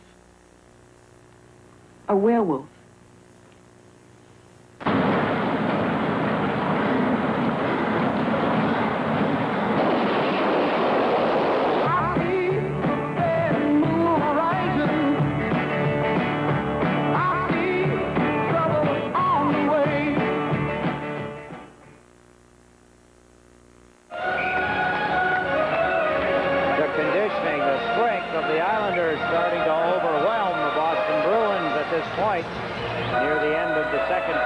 Opportunities again for the Islanders. Peters has looked sharp. The last 3 line changes, the Islanders have peppered them. Now Goring and Peterson are asked to leave the face-off area by linesman Gerard Gauthier. Fergus comes in for Boston. It'll be John Tonelli for the Islanders. Nystrom is the other forward for New York. Pearson and Morrow on defense. And here's Melnick. Melnick around the boards, into the skates of Johnson. It came loose to Goring. O'Connell right on top of him. Goring kicked it to Tonelli. John Tonelli in front. Nystrom couldn't make it lie down, and it ends up at center ice. Elvis Johnson up on the right side. Nystrom, but Tonelli hadn't been able to get back on side. Thus we get the whistle. Got to be discouraging to a hockey team like the Bruins, Jiggs. When the Islanders send wave after wave of lines over the boards that are almost equal at times, and tonight they have been. Constant pressure now that the Islanders are building against the goaltending of Pete Peters, and can he withstand it like he did in Game 2 when the Bruins won 4-1? It's been part of the Islander arsenal over the years. Wear the goaltenders down, wear the defensemen down. Pick at problem areas of teams, really. Probably pick on them better than any other team in the league. A question early in the second period. You'll have to remember, though, that the Boston Bruins did have their opportunities. And while they did not score, they had them, and that could be the demise. That could be what's going to be costly to them as this game goes along. The Islanders have been called for offside. Bob Bourne, as you look at him now, was in the Boston end of the ice when Lane slapped the puck in from center ice. The skates feel much lighter. The stick is not quite as heavy when the scoring is in your favor, it not only helps the players on the ice, but the rest of the players on the bench. It gives them quite a lift. They come out over the top of the boards from the bench area much lighter, much more enthused. Now we watch Brad Park. The pass hit Brent Sutter's stick. Park recovers, got it across to Bork. Ray Bork sends Dufour down the left side. With Dufour, shot it to the corner. Billy Smith, the pop down, and rebounded out in front to Brent Sutter. Brent Sutter, long pass to Bourne, streaks it on the left side, can't walk it around Park. Brad Park handed it to Dwayne Sutter. Sutter up to Brent Sutter, to the blue line to Potvin, dumps it to the corner. Wayne Sutter turns, in cuts Park. Bourne stole it, but couldn't center the puck. Bork now to Fergus, up the left side to Dufour, back to Fergus. Brushelinski moves down right wing as well. The play broken up by Potvin. And Wayne Sutter came back to the Islanders to clear it, but can't get it out of his own zone. Brent Sutter picks it up now. The pass hit Fergus. Brent Sutter recovers. Dumped it out to center ice. Bork steps in front of Wayne Sutter and backhands it into the Islanders zone. Going back is Lane. He and Dufour tie it up along with Brent Sutter, and we get a face-off with 50 seconds left, but more importantly, the face-off is deep in the Islander end of the ice. The score, 3-2 in favor of the Islanders. That's not so discouraging to the Boston Bruins as far as the score is concerned, but the way the game is going, it's much different than the score dictates. Boston Bruins not getting the opportunities anymore that they did earlier in the second period and in the first period when they outshot the Islanders 15-9. Good opportunities early for Boston went by the way. They did not capitalize, and since then the Islanders have been peppering away at Peters. See Kluzak leaning on the boards right at the penalty box. A little delay in this face-off. The stick shattered. There's been a lot of problems this season with sticks becoming very, very dry when they break them, especially the handle, the shaft. What it is, Jake, is that the sticks now are a great deal of them are made out of fiberglass and wood mixture, and they're laminated. So when they break, they're like plywood. They come splintering apart in a lot of chunks. And all those little chunks laying on the ice, of course, if you go across even one of them with your skate, you're allowed to be upended. Now O'Connell can't hold the puck in. Trache's pass went out of Boss's reach. And Kluzak headed up to Middleton. Middleton's pass intercepted by Morrow. The Caller had trouble handling it, then dumped it around behind the net. Peters left it there for Kluzak. Kluzak to Middleton. Rick Middleton checks by Caller. Here's Bossy with the puck back to Bone and hopped over his stick all the way back into the Islander end of the ice. Billy Smith started out of the net, let it go for Morrow. The Bruins get two men in quickly, but Morrow has given it to Johnson. Johnson checked back to the net. Bounces to the side of the goal, picked up now by Peterson. Peterson back to Kluzak. 8 seconds left. His shot was tipped wide by Middleton. There's Billy Smith. Smith falling on it as smothered it for a face-off with 5 seconds left in the period. Just to go back to the stick thing for a moment, have you held one of those new aluminum shaft things yet? I have. What do you think of it? I'm at the hockey stick, not the golf club. I haven't tried one of those aluminum shafted hockey sticks, no. They tell me they're getting about $65 for the shaft alone. Oh, that's it. Talk about shafting. And then the blade that you use on it is about another $12. Oh, of course. No, I don't know. It's an unfortunate thing that the good old ash and hickory, the wood is just not available to make the sticks. And maybe the new way is better. I don't know, but I understand it's because of the shortage of wood that they can't have the kinds of sticks that they used to. We just saw Trache cleared out of his own end of the ice, and that brings the second period to a close. Nothing got by Billy Smith in that period. The Islanders getting the only goal, and at the end of 2 periods, our score is the New York Islanders 3, the Boston Bruins 2. We'll be back with a recap following these messages.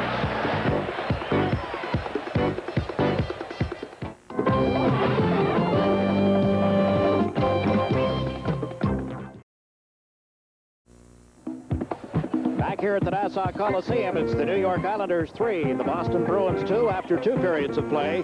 How good were the Islanders in that period? Well, there's an indication. The Islanders with 13 shots on goal. The Bruins had only 2. And our totals, the Bruins with 17 shots. The Islanders have had 22 shots over the 2 periods of play. The only goal came at 4:05. Anders Caller, a neat play to set up Mike Bossy, his 9th playoff goal this year. Bossy from Caller and Trache at 4:05. There was only one penalty called, that to Brad Park for hooking at 8:08. And it's safe to say that the Islanders dominated. The shots on goal show it. The Bruins, as Eddie pointed out, though, had some chances early, but they did not get the shots on Billy Smith. They need Don Imus on this hockey team, Jiggs. There's no question. He knows how to get the puck on the net, as he did the other night about this time. But no, the Boston Bruins had the chances. And with all of the opportunities they had, you never heard us once say anything about Billy Smith making a great save or making even a fine save or an average save or any save at all. He only had 2 to stop. And that is not the kind of pressure that Boston has to put on them in order to get into this hockey game and get a lead. And going into a third period against the Islanders down a goal, while it's not insurmountable, it's the way the period was played. The Bruins, I would have to look at going into the third period, put on quite a spurt at the first 5 minutes of it. And then, of course, I think it'll be all Islanders from then on. Well, we'll see what they can get out of that first 5 minutes. But the Islanders lead at 3-2. In the studio, let's join Stan Fischler. Thank you, Jiggs. I'm going to have a very talented and rare hockey bird. This man not only directs the Islanders Summer Hockey School, but he is an exceptional hockey artist and cartoonist. Richard Torrey. We'll have him after this message.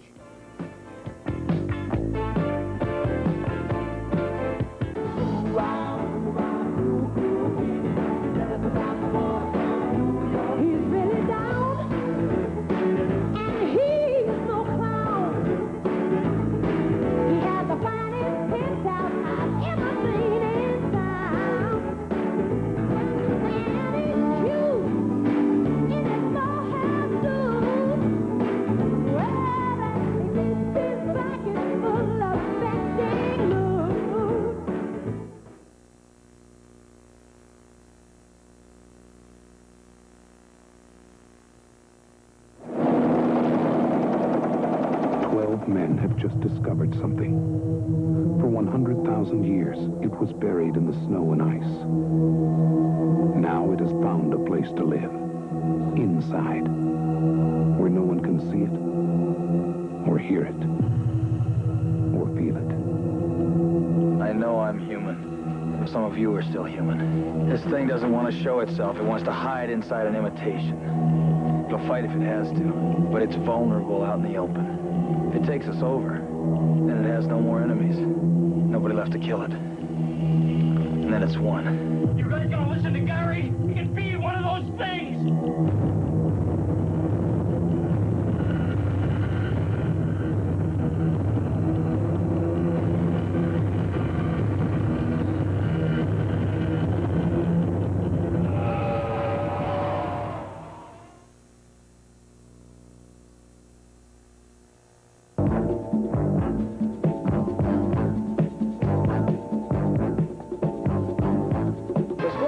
Two periods here at the Nassau Coliseum is the Islanders 3, the Boston Bruins 2.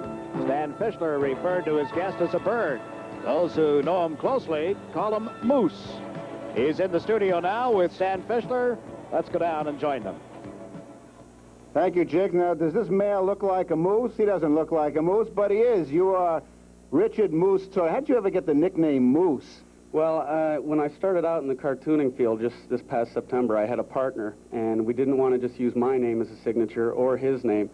So we just more or less came up with a name that we thought would be interesting and very easily recognizable, and the signature looked all right, so we just stuck with it. Did you ever consider Tyrannosaurus Rex or Yak? I mean, why Moose? Moose is a lot shorter than something like that. The only reason being is just that it was something that was a little more interesting than just our name, and I didn't want to just use one of our two names. Richard, you have been in the cartooning business. I'm going to show some of your work. This is Richard Torrey's cartoon right here. Now, tell me something. When you develop a cartoon like this, how long does it take to think of the idea, and how long does it take to execute it? It depends. If it's something that we are told to pinpoint on maybe a certain subject, then it sometimes takes time. If we're allowed to just free flow with it, depending on it, like I do magazine type things, and that's all freelance type stuff. You can do it on just about anything. But if it's on, let's say we were told to do something on Billy Smith, it may take a little time to develop something, maybe dealing with his character, such as in this case, Billy doesn't like anyone in his crease, so we put the barbed wire around there so no one could get in there. I want to take a look at another Richard Torrey production. This is the real Moose stuff. I'd like you to read the caption on the top one as we show it, and then we'll talk about both of them. Okay. You want me to read this caption right here? Okay, he started out as their team mascot, but ended up on defense. And it's just more or less commenting on some of the size of some of the guys out there. Where have these cartoons appeared? The Isle Smiles appears in the Islander program, and the one that you just saw with Billy Smith in it, that appeared in the Islander News. You're also known as the son of the general manager and president of the Islanders, Bill Torrey. Now, we are in a pressure cooker situation here in the Bruins series. How does the son handle his father in a case like this? How is he at home? In a case like this, my brother and I, we usually move out back and pitch a tent out in the backyard. We have to avoid him a lot because he does get into a bad mood every now and then, and you can't really go up and try to talk to him. You have to more or less just let him be and let it go in one ear and out the other and know that it's just the game. You're in charge of the Islanders summer hockey school, and if anybody is interested in this school, the number to contact is 516-935-3501. Tell us about the school, how people can get involved, what ages?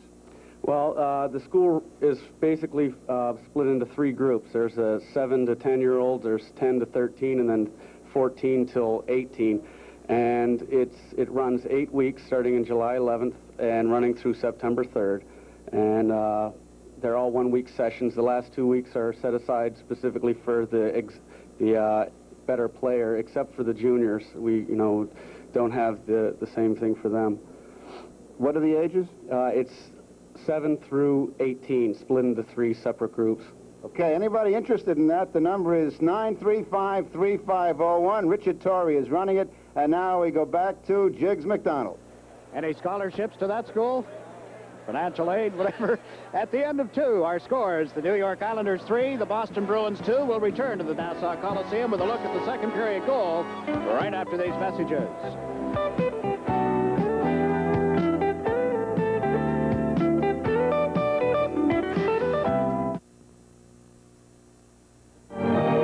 Remember when we used to go to the movies to laugh a little, cry a little, and have a good time doing it? They don't make many pictures like that these days. But Oscar-winning filmmaker Jan Kadar has just made one. It's a film so warm, so delightful, so understanding of the human condition as to renew one's faith in people.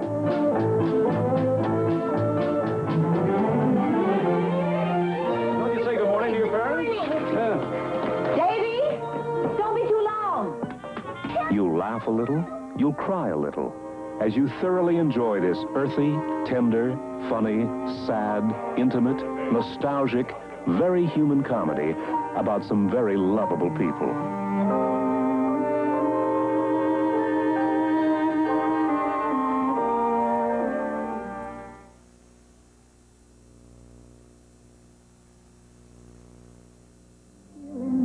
Morgan Fairchild is Jamie Douglas, a woman who has everything.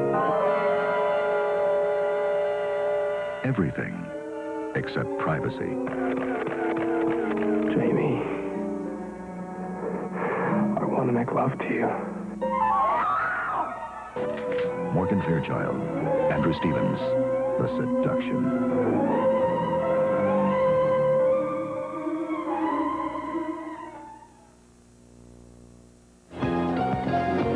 Back at the Nassau Coliseum, getting ready for the third period of this Game 4, the best-of-7 series. The Islanders came into it leading 2-1. We were tied 2-2 at the end of the first. The Islanders with the only second-period goal, although the Boston Bruins had some chances, managed only 2 shots on Billy Smith. We're going to go back. Ed Westfall will take us through the highlights of the period. Before we do that, Jiggs, I have to point out something that is just a little bit ironic, and you can take it in whatever context you want. We started the game, Merrick, Tonelli, Pearson all got penalties in the first period. Also in the first period, Krushelinski, Crowder, and the only penalty in the second period was Park. So you got 3 Islanders, 3 Bruins, And how do you like that? Only one penalty in the second period. And maybe none in the third if we follow the playoff pattern. I'll guarantee you. If they threw a grenade at Ron Wicks, he's not going to give them a penalty. Let's go to the highlights and take a look at a pretty goal scored by a great effort from Anders Kaller to Mike Bossy.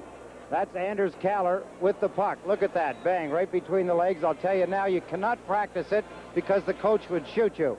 And Bossy, nobody does it better. Gets his 9th goal of the season off the play. Let's take a look again. That's Bossy with the puck as he comes racing down the ice. Melnick, 33, wonders what to do. He's got Bossy in front of him. There's Kaller. Kaller crisscrosses. They both went for him. There's the problem. If you want to analyze it, both defensemen went to Kaller and left the most dangerous man in hockey wide open, Mike Bossy, and he put it in right through Peters at 4:05 of the second period, and that made the score 3-2 for the New York Islanders. There was some nice play by both teams. We keep pointing that out. Let's take a look at some of the action from both teams. This is going to be Bob Nystrom, I believe, as the Bruins go back to get the puck. In comes Nystrom, as he does so often. Fear in the heart of the defender. Melnick this time as he tries to handle the puck. And he's checked. Nystrom turns quickly, spins, lets the shot go. He was almost checked. Peters got it. Now there's the difference between some players. Bob Nystrom, and he admits to the fact that he can't get it away. A player like Bossy would have had that puck on the net so quick, Peters would not have had time to move. Bob Nystrom does not have that talent. Peters makes a good play off Bob Nystrom. We talked about, Jiggs, the fact that the Bruins early in the period had some opportunities, and you know, they did not get a shot on net in all of them. Let me just ask you something. Bossy can get it away, Nystrom can't. What's the difference? Is it in the wrists or the control of the puck? It's in the mind, really. The mind thinks a little differently. The muscles, I mean, heaven's sake, Bob Nystrom is a physical specimen that no one is a grander build, and he's very quick in mind. But between the mind and the muscles, there has to be something, and something like that you cannot practice. Mike Bossy did not practice fast releases. It just came to him. And he does it, and he doesn't think about it. If you were to ask him, and many have, how did you go about taking that shot? He can't answer. Let's go take a look at one of the opportunities that the Boston Bruins had, and down the left wing side with the puck, Gillis. He doesn't know what to do with it. That's what's the problem. He hung on, he changed his mind twice. Dennis Potvin saw that, broke up the play neatly, and they didn't get a shot on net. We'll be back for the start of the third period in just a moment. You're watching New York Islanders hockey on SportsChannel. Welcome, sir.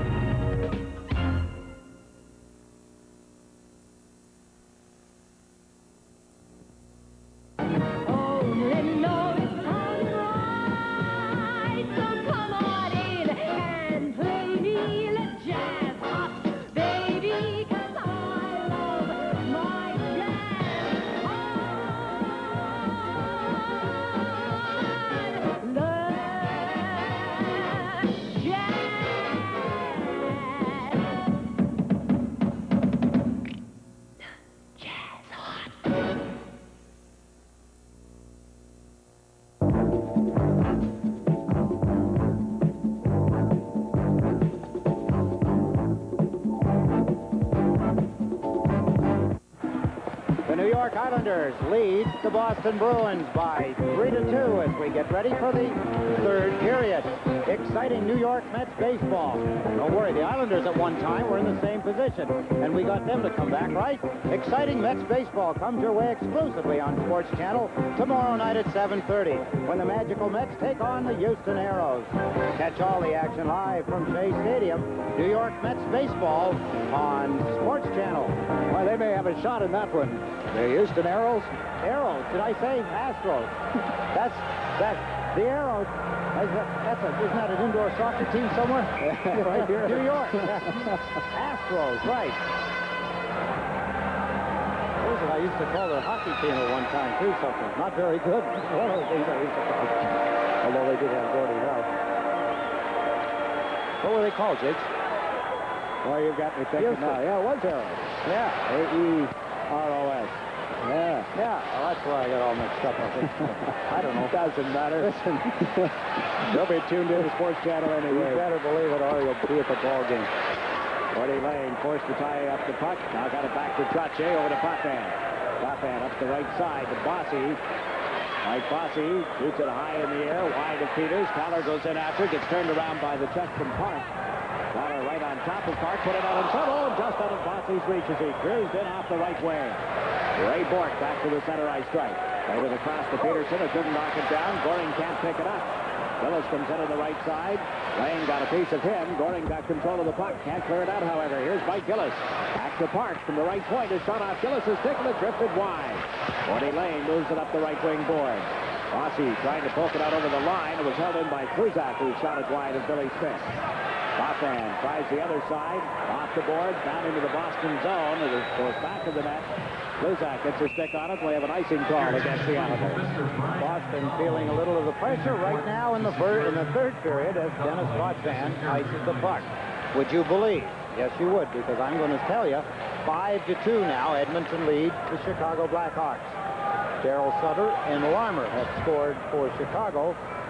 Yeri Curry has got the other one for Edmonton. That's Gretzky, Kuzar with 2, Anderson and Curry for Edmonton. Darryl Sutter and Larmer for Chicago in the second period. Well, it'd be a shame to see the Blackhawks go out in 4 straight games after the job that Orville Tessier did with that team this year, but Edmonton seems to have designs on a sweep. Orville Tessier was going to get 18 heart transplants. Yeah, my goodness. Wayne Sutter on this left wing side across the board. Back to the point to Morrow. Morrow shot it wide. Kruzak knocked it away from Wayne Sutter. Sent Krushelinski down the left side. Red Sutter riding hurt on him, and now McCavish dumped it right to Thomas Johnson. McCavish got it in return. Here's Johnson around to the other side for Morrow. Getting Morrow to Wayne Sutter. Sutter throws it back into the zone, gave it neatly to Morrow. Kenny Morrow shot the puck in wide. Peter started out, let it go for O'Connell. And Mike O'Connell feeds it up the right wing side, and the Bruins come over the Islander line. Fergus to Bruce Crowder across to Dufour, and his shot was deflected. Dufour can't find the handle on it. Fairson is unable to clear it out. Bruce Crowder is knocked down by Goring's check. Butch Goring played it through in front of his own goal. That can be dangerous.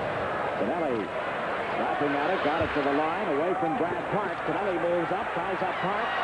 Kicks the puck across the line, soccer fashion, but Kruzak was there, and the Bruins move up 3-on-2. Across the line comes Bruce Crowder. Goring gets back to make it 3-on-3. Fergus with a shot goes over the glass into the crowd.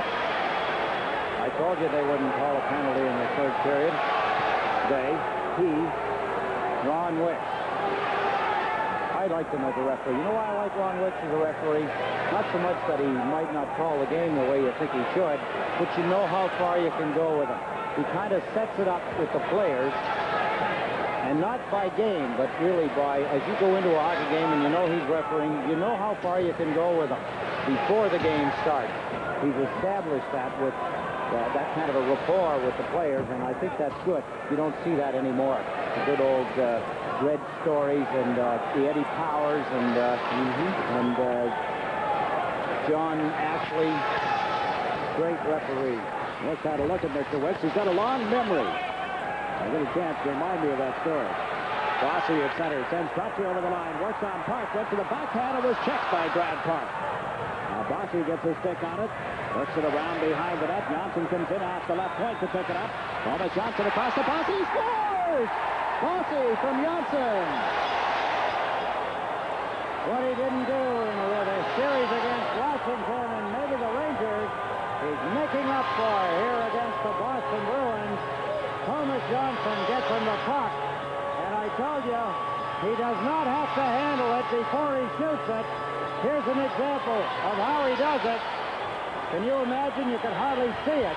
If you're sitting here in the Nassau Coliseum and not concentrating on it, you wouldn't have seen it.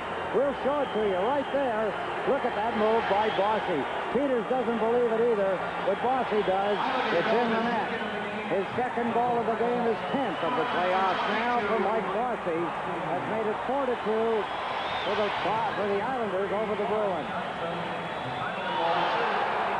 Johnson gets the only assist. Lane was turned around, and the fans are really yelling at Ron Wicks now about the lack of a penalty call. But Bossy, with his 4th goal of the series against the Bruins from Johnson at 2:53, has made it a 4-2 Islander lead.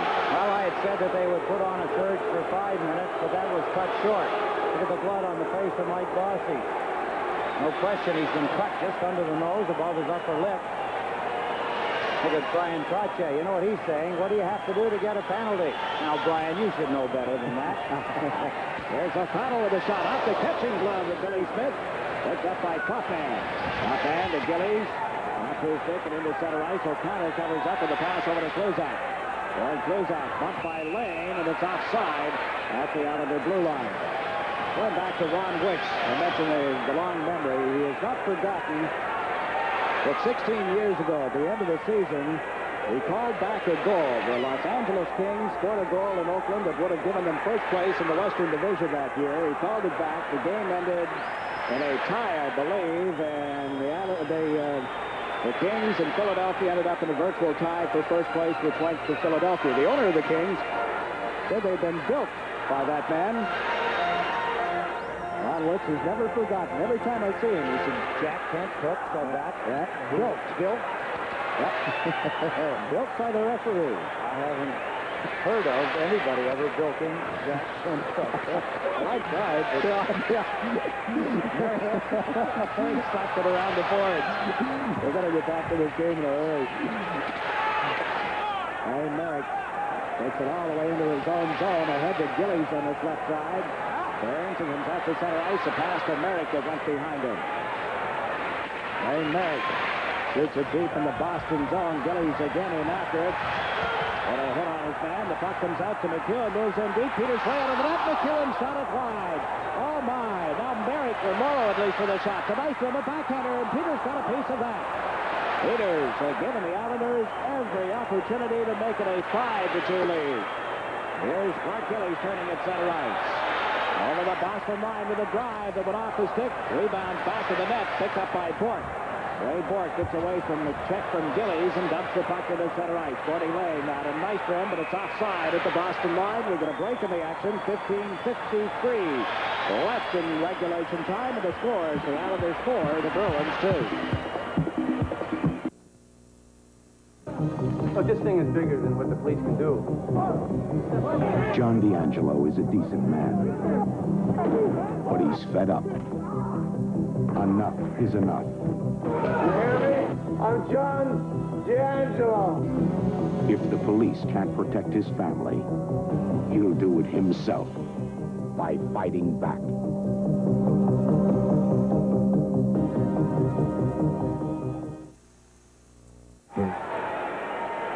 Face-off right in the center ice zone, and the Bruins got the draw back for Larry Melnick. Across the park. Now to Melnick. Melnick comes down the left side into center ice. Shot it in. Steered aside by Billy Smith, and Potvin will pick it up. The two centers and Bob Bourne are the forwards. Bourne relayed it to Brent Sutter. Other center ice, tried to get it back to Bourne. It's deflected. Bourne picks it up. Fired one that was steered aside by Peters. Brent Sutter goes back to the net. Sutter up to Potvin, off his skates. McTavish for the Bruins. Left it for Park. Ahead to McNabb on the left side. Peter McNabb comes over the line. Ran into a check from Lane. He caught her in deep. Tried to set up McTavish. Brent Sutter for the Islanders. Dumped it out into center ice. There's Melnick with it to McNabb. McNabb plays it in around Lane. In comes Keith Crowder. Centered one, steered aside by Billy Smith, and here's Goring starting out with Wayne Sutter. 2-on-1. Kluzak is back. Goring moves in deep across to Sutter. He shoots, he scores!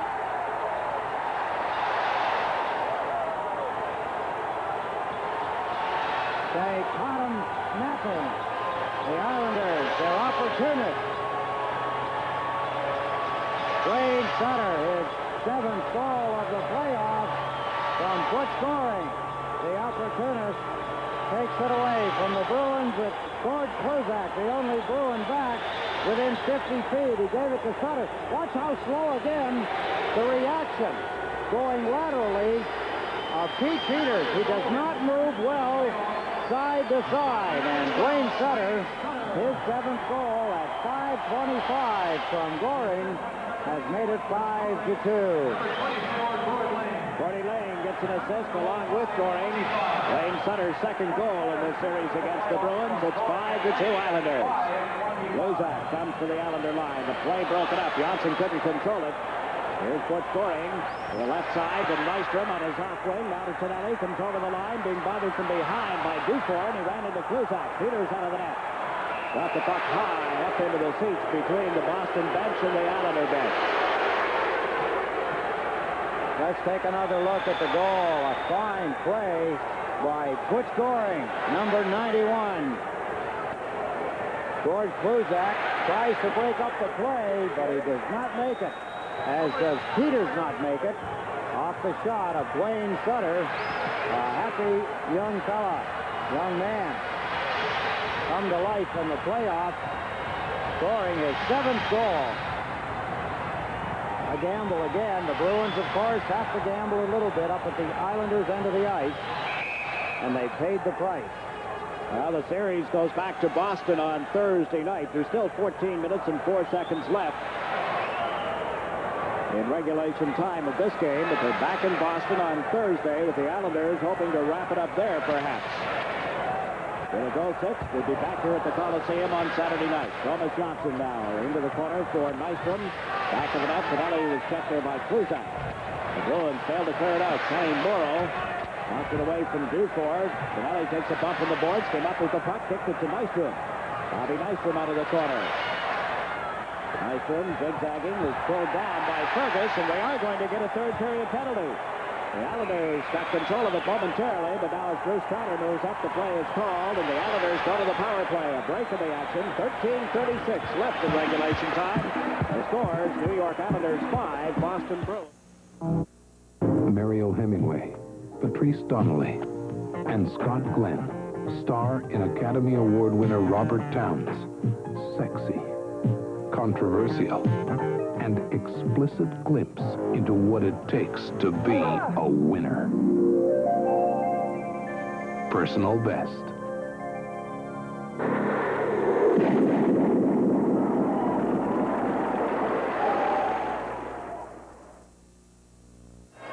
Keith Fergus gets a penalty.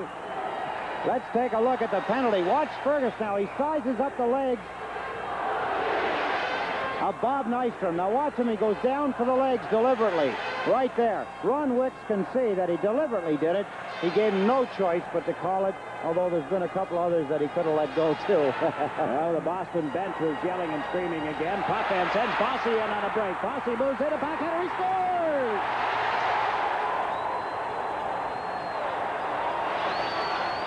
Bossy caps off the hat trick, and the sombrero comes out on the ice in recognition of a 3-goal performance and a 6-2 Islander lead. There's the sombrero now. Well, that is not it. That's a Islander cap, and Tom Tighe's sombrero is picked up by Swede Knox. So we look at it again. Pinpoint pass in front of Bork, in front of Middleton. Watch again. Look at the backhand shot by Bossy. He's right in the middle of the net. I can't believe it.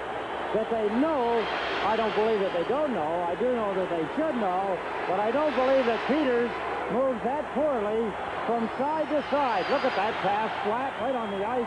Bossy in motion, 2 quick strides, and that little flipper right into the middle of the net. It did not go between his legs. I can't believe it. Vulnerability. When he first became a goaltender with the Boston Bruins,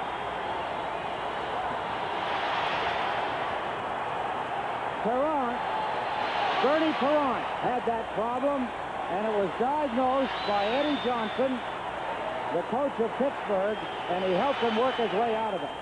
Bernie Perrant was one of the worst players moving side to side at one time. I can't believe I didn't know that about Peters. Maybe that wandering around handling the puck covers up for it. That is possible. I wasn't aware of it either. He had not shown me any problems, and here's Bossy coming in again on the right side. Mike Bossy, up back of the net, dragged down by Bourne.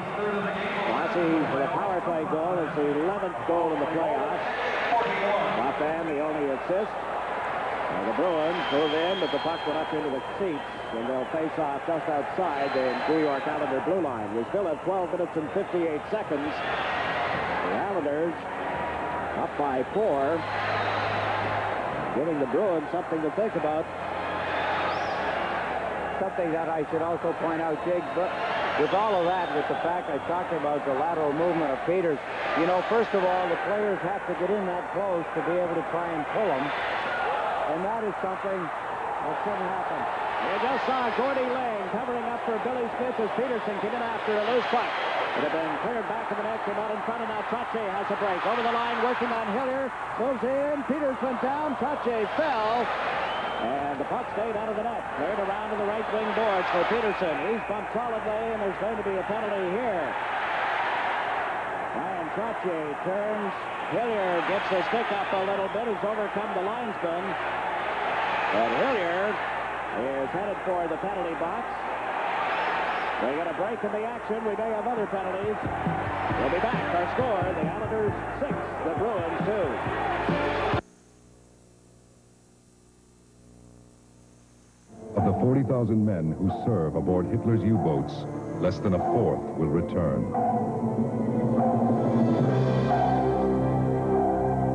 The most talked about movie in Germany is coming to America.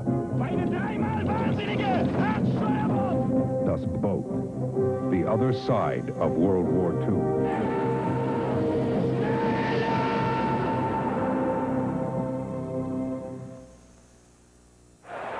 Ryan Trache goes in. Hillier makes a last-ditch effort. Peters makes the save as Trache was going down.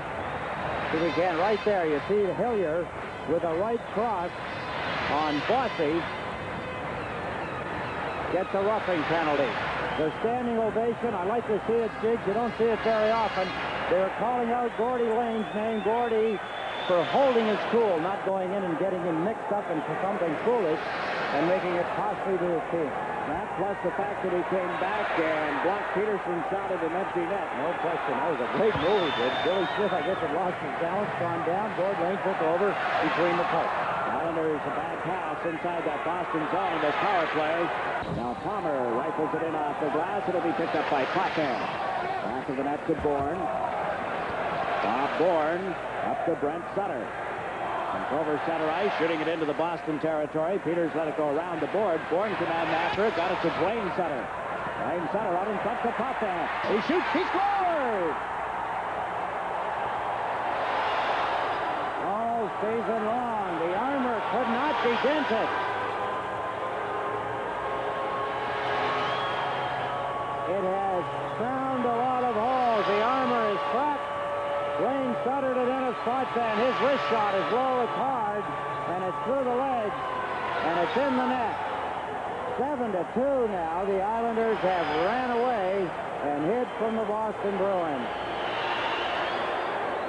Boston's game plan, Jerry Cheevers knows it has broken down under the constant pressure from late in the second period until now with 11:48 remaining here in the third period.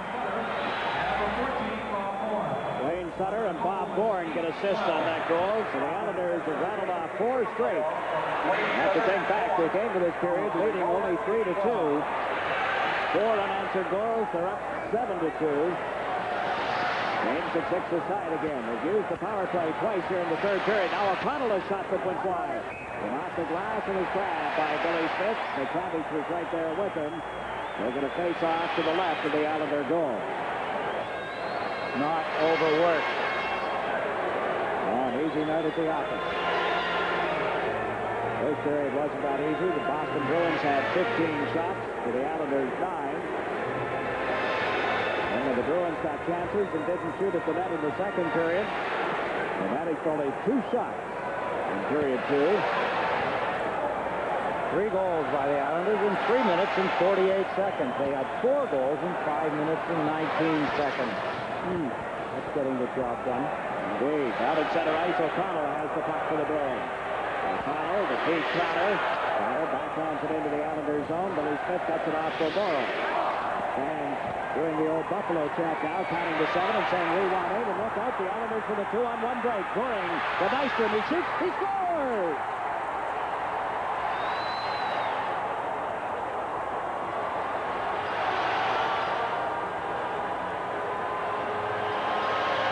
Not a lot to say. Nystrom with lots of time. Perfect pass again by Butch Goring. This time to Nystrom. And he's got lots of time, lots of room, and he puts it in behind Peters to make it 8-2. Gambling again in the Islanders' end. The Bruins get caught by the opportunist Butch Goring, and Nystrom finished the play with that quick wrist shot. 2 minutes in the last, 2 goals in the last 40 seconds. Jerry Cheevers is calling a timeout. He has put his arm around Pete Peters over at the Boston bench. Now, right here, you have to question, do you give Peters a rest for the balance of this game? I know what he's doing. He's saying to him, what do you think? Tell me. Shall we or shall we not? Do you want to finish? Do you want me to put in? Yeah, he's going to stay in. I'll guarantee you have something. You know what? Peters' crowd, being proud, says, I'm going to stick with it. I got us into this jam. I probably will never get us out of it, but I'm going to ride out the storm. Well, you have to admire that. Even if it isn't true, it's a good story. But I think you're right. I think being a goaltender for all those years, Jerry appreciates, maybe doesn't appreciate, but understands the situation that is facing Pete Peters right now. He can't undo, Jiggs, what's already been done. So what Jerry Cheevers, he doesn't want to lose his rapport with the goaltender. And he's going to give him the opportunity. He's not going to just yank him. He's going to give him the opportunity to say, hey, yes or no. I think that's admirable under the circumstances. Let's count up this barrage here by the Islanders. 5 goals. Bossy with 2. Dwayne Sutter, Potvin, and Nystrom at the others here in the third period. It is an 8-2 New York Islander lead. We think back to the regular season. They were defeated twice by the Boston Bruins, each time by 3-1 scores here at the Coliseum. And played a 1-1 tie at Boston. Nystrom across the line. His pass to Carroll was intercepted. Pete Peters golfing at it, has put it up into the seats, and they'll face off to the left of the Boston net. They still have 10.5 minutes remaining in the third period. Only thing to be salvaged now, Jiggs, would be looking ahead to Thursday's game at the Boston Garden. Not much chance here to rally the troops, but the only thing they can do is try. Peters with the puck up into the seats. There's a patron paying the price, probably costing his pants, whatever they are, slacks, jeans, whatever, to get that puck. 5 goals, Jiggs, 5 minutes and 59 seconds apart. 2 goals they got in 40 seconds. And Bill Mosienko had 3 in 21 seconds, so we haven't seen history made, and there was a chance. The puck got away from Peters. That is cleared out to center ice. Barr across to the left side. Palmer in the Islanders zone. Knocked it down. Krzyzewski back to Palmer. It's loose in front. Barr couldn't control it. Merrick gave it to McEwen up the left side. The Clark Gillies out to Wayne Merrick. Wayne Merrick across the line. The pass to Nystrom. Winds up to the shot. Went wide of the net. Gillies in after it. Ran into Barr. Knocking him down. Comes up to center ice for Michael McEwen. And Morrow to Gillies at center. Gillies back to McEwen. Left side to Merrick. Wayne Merrick over to Kenny Morrow. They think back to the first period when Morrow limped off. And the Islanders fans were concerned. Here's Nystrom. Bobby Nystrom to Clark Gillies. Put his head down. Goes back to the net. Put it out in front. It was cleared to the defense. To right to Peters. And Melnick was pushed over top of the goaltender. But Peters was able to cover up and hold on. A matter of playing out the clock. for both teams in a sense. Particularly the Bruins. They'd like to get this one over and forget about it. There's Clark Gillies using his strength. Winds the puck around in front of the net. Peters ends up grabbing onto it. With Wayne Merrick moving in, looking for something loose to tap in. A bewildered and deluded goaltender, Pete Peters. And the Islanders controlling the puck following the face-off. Johnson dumps it around the boards. That's Bork.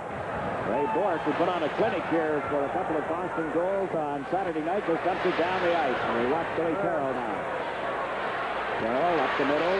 Looked at the center ice. Hillier was there. Fired it off the boards. It's controlled by Morrow. Pass was out of the reach of Bossy. Carroll is centering for Bossy and Calais. Brian Trottier gets the rest. Thomas Johnson unable to clear it out of his own zone. Here's Peterson. Barry Peterson's shot steered aside by Billy Smith. Middleton had been knocked down by Johnson, and Thomas Johnson is going to get a penalty. A break in the action with just over 9 minutes to play in the third period, and the score is the New York Islanders 8, the Boston Bruins 2. To all the millions of people Richard Pryor has made laugh, the rich, the poor, the famous, the not so famous, this very dedicated comedian asks you only one small favor in return. Gotta get some bucks. Come see the funniest man in America in an all-new concert film. Richard Pryor, live on the Sunset Strip. Just a couple thou. Get me over. You know what I mean? We talked about closing in on Montreal players. Here's a penalty in the hockey game. Thomas Johnson pulls down Middleton and got a penalty for that move. Dennis Potvin, 2 points this period, gives him 138 career points. He just passed Phil Esposito's 137 for 5th place on the all-time puck point list. His next point will tie him with Jacques Lemaire, another Montreal great. And that they say may be back in Montreal as coach of the Canadiens next year. Watch O'Connell on this Boston power play. Give it to Peterson to McNabb. Peter McNabb back to the blue line for Bork. Ray Bork into the corner. McNabb got a stick on it to O'Connell, and he shot it off lane and wide of the net. Here's Peterson. Peterson is back of the net and got on the short side, but can't get around the check of Potvin. The two of them go to the boards together. McNabb went flying as Potvin caught him. Crowder centers, back to the blue line. Bork a shot, fifth the save, and Potvin picks up the rebound, backhands it down the boards and into the Boston zone. Johnson sitting on a penalty that was called at 10:58, and it is not up on the board. Now it is, a minute remaining in it. Ray Bork comes over center ice. Neat pass to Peterson. Larry Peterson sent it to Kruzak, who's in deep. He is checked by Morrow, and Goring works it to the right wing boards for Billy Carroll, and he slaps it down the ice. Well, the Bruins go back to reorganize with 40 seconds remaining in their man advantage. Davis waits for his teammates to come back. Now gives it to Brad Park. Park up the right wing into center ice. Over the Islander line. Banks it in off the glass and ran into McHugh. Middleton gets a stick on the puck. Around the Krushelensky. Morrow ties him up. Park gets it now. Brad Park centered one. Middleton shoots. He scores. Park sets up Middleton to make it an 8-3 score. They made it look easy. It didn't count for much. Good puck handling by the veteran Brad Park, who also uses an aluminum-handled stick. Look at the pass to Middleton. Beautiful camera work. Thank you, guys. Look at that play. Middleton just slides it into the open side of the net. Mike McEwen, watching Park perform his stuff, allowed Middleton to get in behind him before McEwen could get to him. He slid it in. A power play goal for the Boston Bruins. Number 16. Number 9, excuse me, for Middleton. Number 25. And that's Middleton's first in this series. Number 12, 41. Well, it's 8-3. The teams are at 6 aside again, and we still have 7 minutes remaining in regulation time. Remember, the Islanders scored 5 goals in 5 minutes and 59 seconds. The Bruins have just replied, and they have the puck on their own end of the ice. Bruce Crowder works it back behind the net for Hillier. Randy Hillier, who had been out with an injury, up the center ice to Fergus.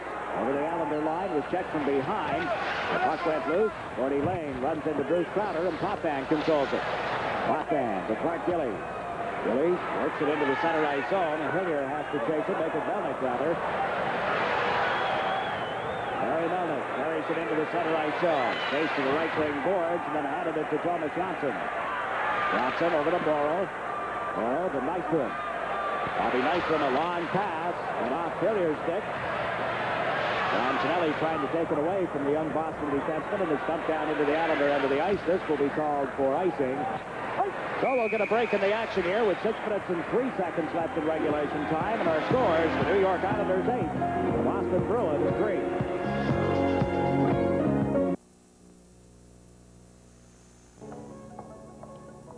This successful television producer was addicted to tranquilizers.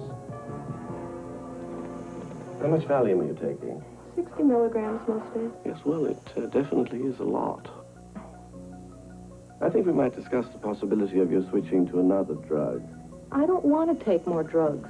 For her, getting off them was almost impossible. This is her story.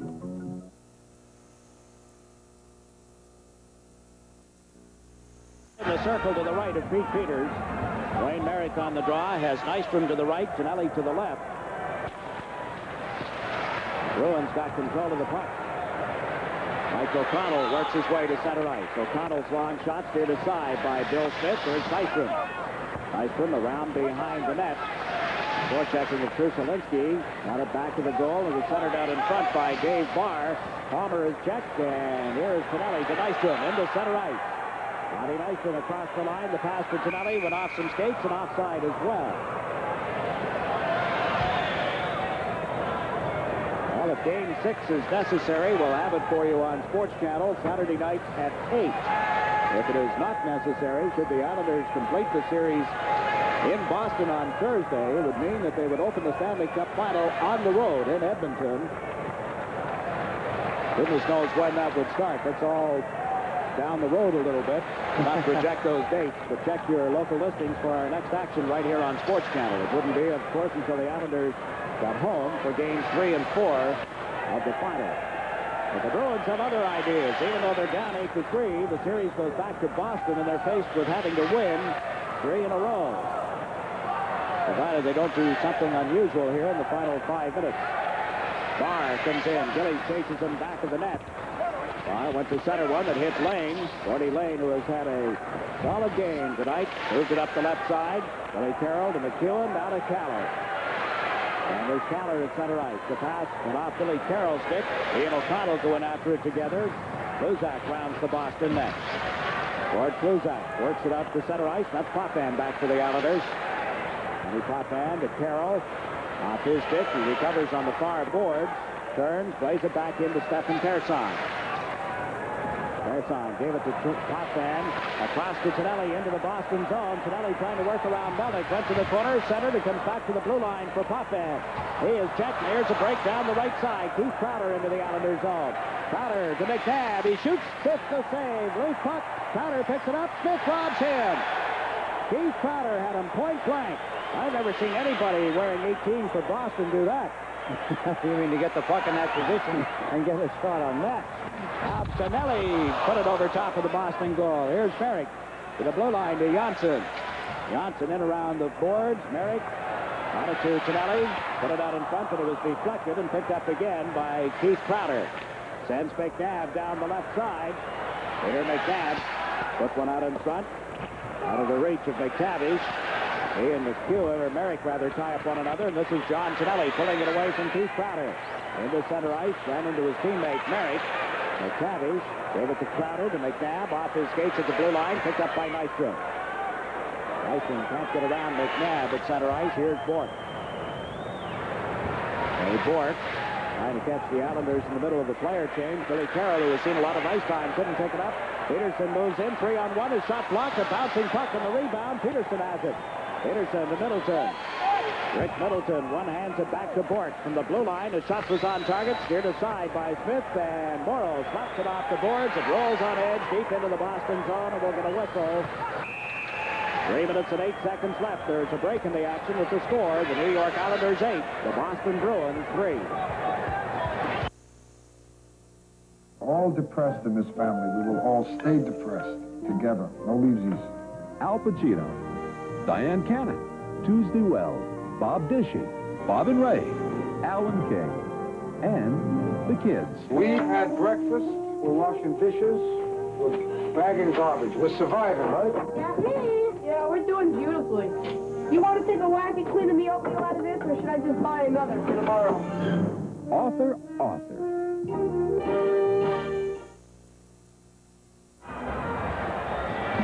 Billy Smith looking like he's at a picnic as he picks up pucks, kind of throws them around, made a couple of saves a moment ago. Makes it look so good. Looks like he just got up out of the rocking chair to say, well, let me see, I'll stop this one. Bang, he knocks that one away off the stick of McNabb. Out in front, boom. Another one, point blank by number 18. Well, listen, as number 18, that's Keith Crowder, but as number 18, when I wore that sweater, I wasn't allowed that far into the offensive zone. We were thinking today that no one had worn 18 from the time you left Boston and came to the Islanders until Keith Crowder did. But there was somebody in between, and I'm sure you remember who it was. Oh, yeah, just another cement head. Oh, that's awesome. Hey. He didn't wear it very long, I'll tell you. Hey. He did not bring that sweater a great deal of honor. I don't know whether we should even mention the name now. It doesn't matter. Defamation of his character. Hey, listen, if he wore 3, I'd have said the same thing. The name was John Wensing. Wore 18 after Ed Westfall and prior to Keith Crowder. And you just saw Billy Smith do a juggling act and hold on to the puck. 2 minutes and 41 seconds, all that's remaining in Game 4 of this series. I'm glad I said another. Anyway, I mean, I got myself off the hook with including myself. There's Billy Smith. He's getting his exercise now. You know why? So he doesn't have to practice tomorrow. He doesn't. He'll say, listen, Al, I'm not going to skate and practice tomorrow and have guys shoot pucks at me. Did you see all the work I had in the third period last night? Do you think the coach will buy that? Well, you know how they treat goaltenders now. I mean, heavens. Ooh, another commentary. They're different. No, they expect to be treated differently, and they act a little differently than most players. That's always been the case. Yeah, even the rule book. That's Jacques Plante. I mean, remember the time when he was a goaltender for the New York Rangers, and he told Muzz Patrick that he used to have nightmares or he got asthma or something from living in the Royal York Hotel. So they put him up at the Westbury near the hockey rink, and that didn't work out at all. Muzz Patrick went up to see how he was doing, and he was doing too good. Well, that was the end of that. Back you go to the Royal York. Oh, yeah, very quickly. The Bruins are offside. They tried to hold the puck in, and after the whistle, Bruce Crowder was hit by Dwayne Sutter, and Crowder comes up swinging. The linesmen, Gauthier and Knox, try to get them pulled apart. That was Crowder's helmet that went flying off. Well, they'll probably have a penalty or two here as they waltz around and still try to get a couple of licks in. Nobody, the rest of the players on the ice have gone to what you would call the neutral area. They're all side by side as it used to be, and now as they're separated, Ron Wick says you might as well go to the dressing rooms. 2 minutes and 11 seconds left. We get a break in the action as a result. Whoop, wait a minute now. Dwayne Sutter started off, and all of a sudden, over came Luke Dufour. He said, if you want to go, I'm available. Dwayne Sutter is trying to work his way to the Islander dressing room. Dufour may have picked up an additional penalty. Yes, he's going to get a misconduct penalty out of it. It started out with Bruce Crowder, and Dwayne Sutter ends up with 2 Boston players going to the dressing room. Well, a break in the action here. 2 minutes and 11 seconds left in the game, and the score, New York Islanders 8, Boston Bruins 3.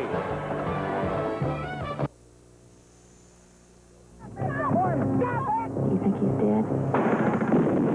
I'm not going to leave this country till I find my son, alive or dead.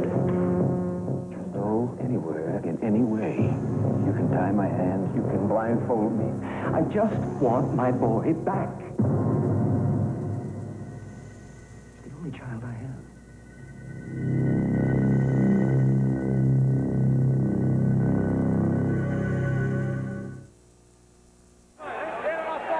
If you're going to give him marks, you have to give him marks for saying that, hey, he waited for the end of the game to do it. Dwayne Sutter, as he takes a run at Crowder. And that began the whole fracas. Dwayne Sutter saw him in a vulnerable position, leveled him. And that's where the fight began. Sorry to see at the end of a hockey game.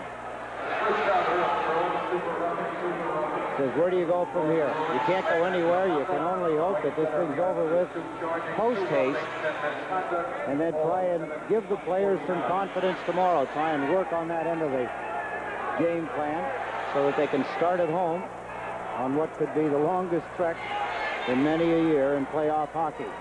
Well, the Celtics have already been eliminated. Rare in recent years for the Celtics to be on the golf course before the Bruins. Yes, the Boston Celtics, one of the greatest basketball franchises of all time. Double roughing penalty against Bruce Crowder. Charging, roughing, and misconduct against Wayne Sutter. Dufour gets a misconduct penalty. And Persson checked right in front of the net, almost tucked it in behind Billy Smith as Krushelinski was on top of it. Mike Krushelinski chased to the boards by Stefan Persson. We have less than 2 minutes to play. Middleton centering attempt picked off by Kaller, and we've got a holding penalty here. Any Potan? Let's wait and see. Referee Ron Wicks calls the hold on Persson instead. So the penalty of 18-13. Time of the penalty, 18-13. Persson taking Krushelinski into the board, hanging on tight, gets the penalty. Billy Carroll is the only forward for the Islanders. Potvin and Lane on defense. The conclusion of the pregame show tonight. Gord Lane is the question in Stan Fischler's mind. Will he come up with a big game? The answer has been very obvious. He has had an excellent game. Now the Islanders and the Bruins Thursday night. It'll be on WOR TV beginning at 7:30 Eastern Time. And should Game 6 be necessary, we'll be back with you on SportsChannel Saturday night from the Coliseum, beginning with the pregame show also at 7:30 and the action at 8:05. Bork sends Middleton into the Islanders zone. The pass to Krushelinski. To Bork is shot. A pad save by Billy Smith. Ray Bork with it now. Bork trying to outmuscle Lane. Came to the blue line. Gave it to Peterson. To Bork. Over to Middleton. Tried to center one that was broken up by Gordy Lane. He and Middleton went to the boards. Both tumbled to the ice. The puck ends up on Krushelinski's stick. Now to Bork. Bork to Peterson. Barry Peterson to Middleton off his skate. He recovered, got it to Bork, into Peterson.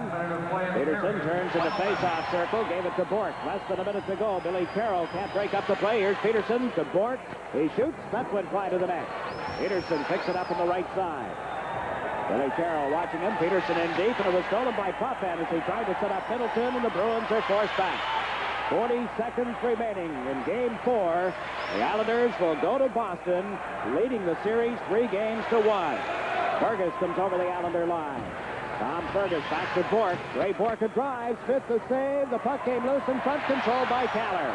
And there's Kaller into center ice. One-on-one with Bork as he crosses the line. Shooting. Peters the glove save. Dropped it off. Peterson up the left side. Bork out to center to Keith Crowder. He is checked at the Islanders zone. Thomas Johnson comes up with the puck. Takes it back of the net. The fans count down the last seconds of this game. They're at 5 as McEwen clears it to Kaller. And there's Kaller at center ice. Just holds on to the puck, and that will do it. A convincing victory, a convincing third period, especially for the New York Islanders. They score 5 goals in the third period. They were unanswered, came in less than 6 minutes, and that told the tale as the Islanders have defeated the Boston Bruins. Our final score, the Islanders 8, the Bruins 3. We'll be back with a recap following these messages.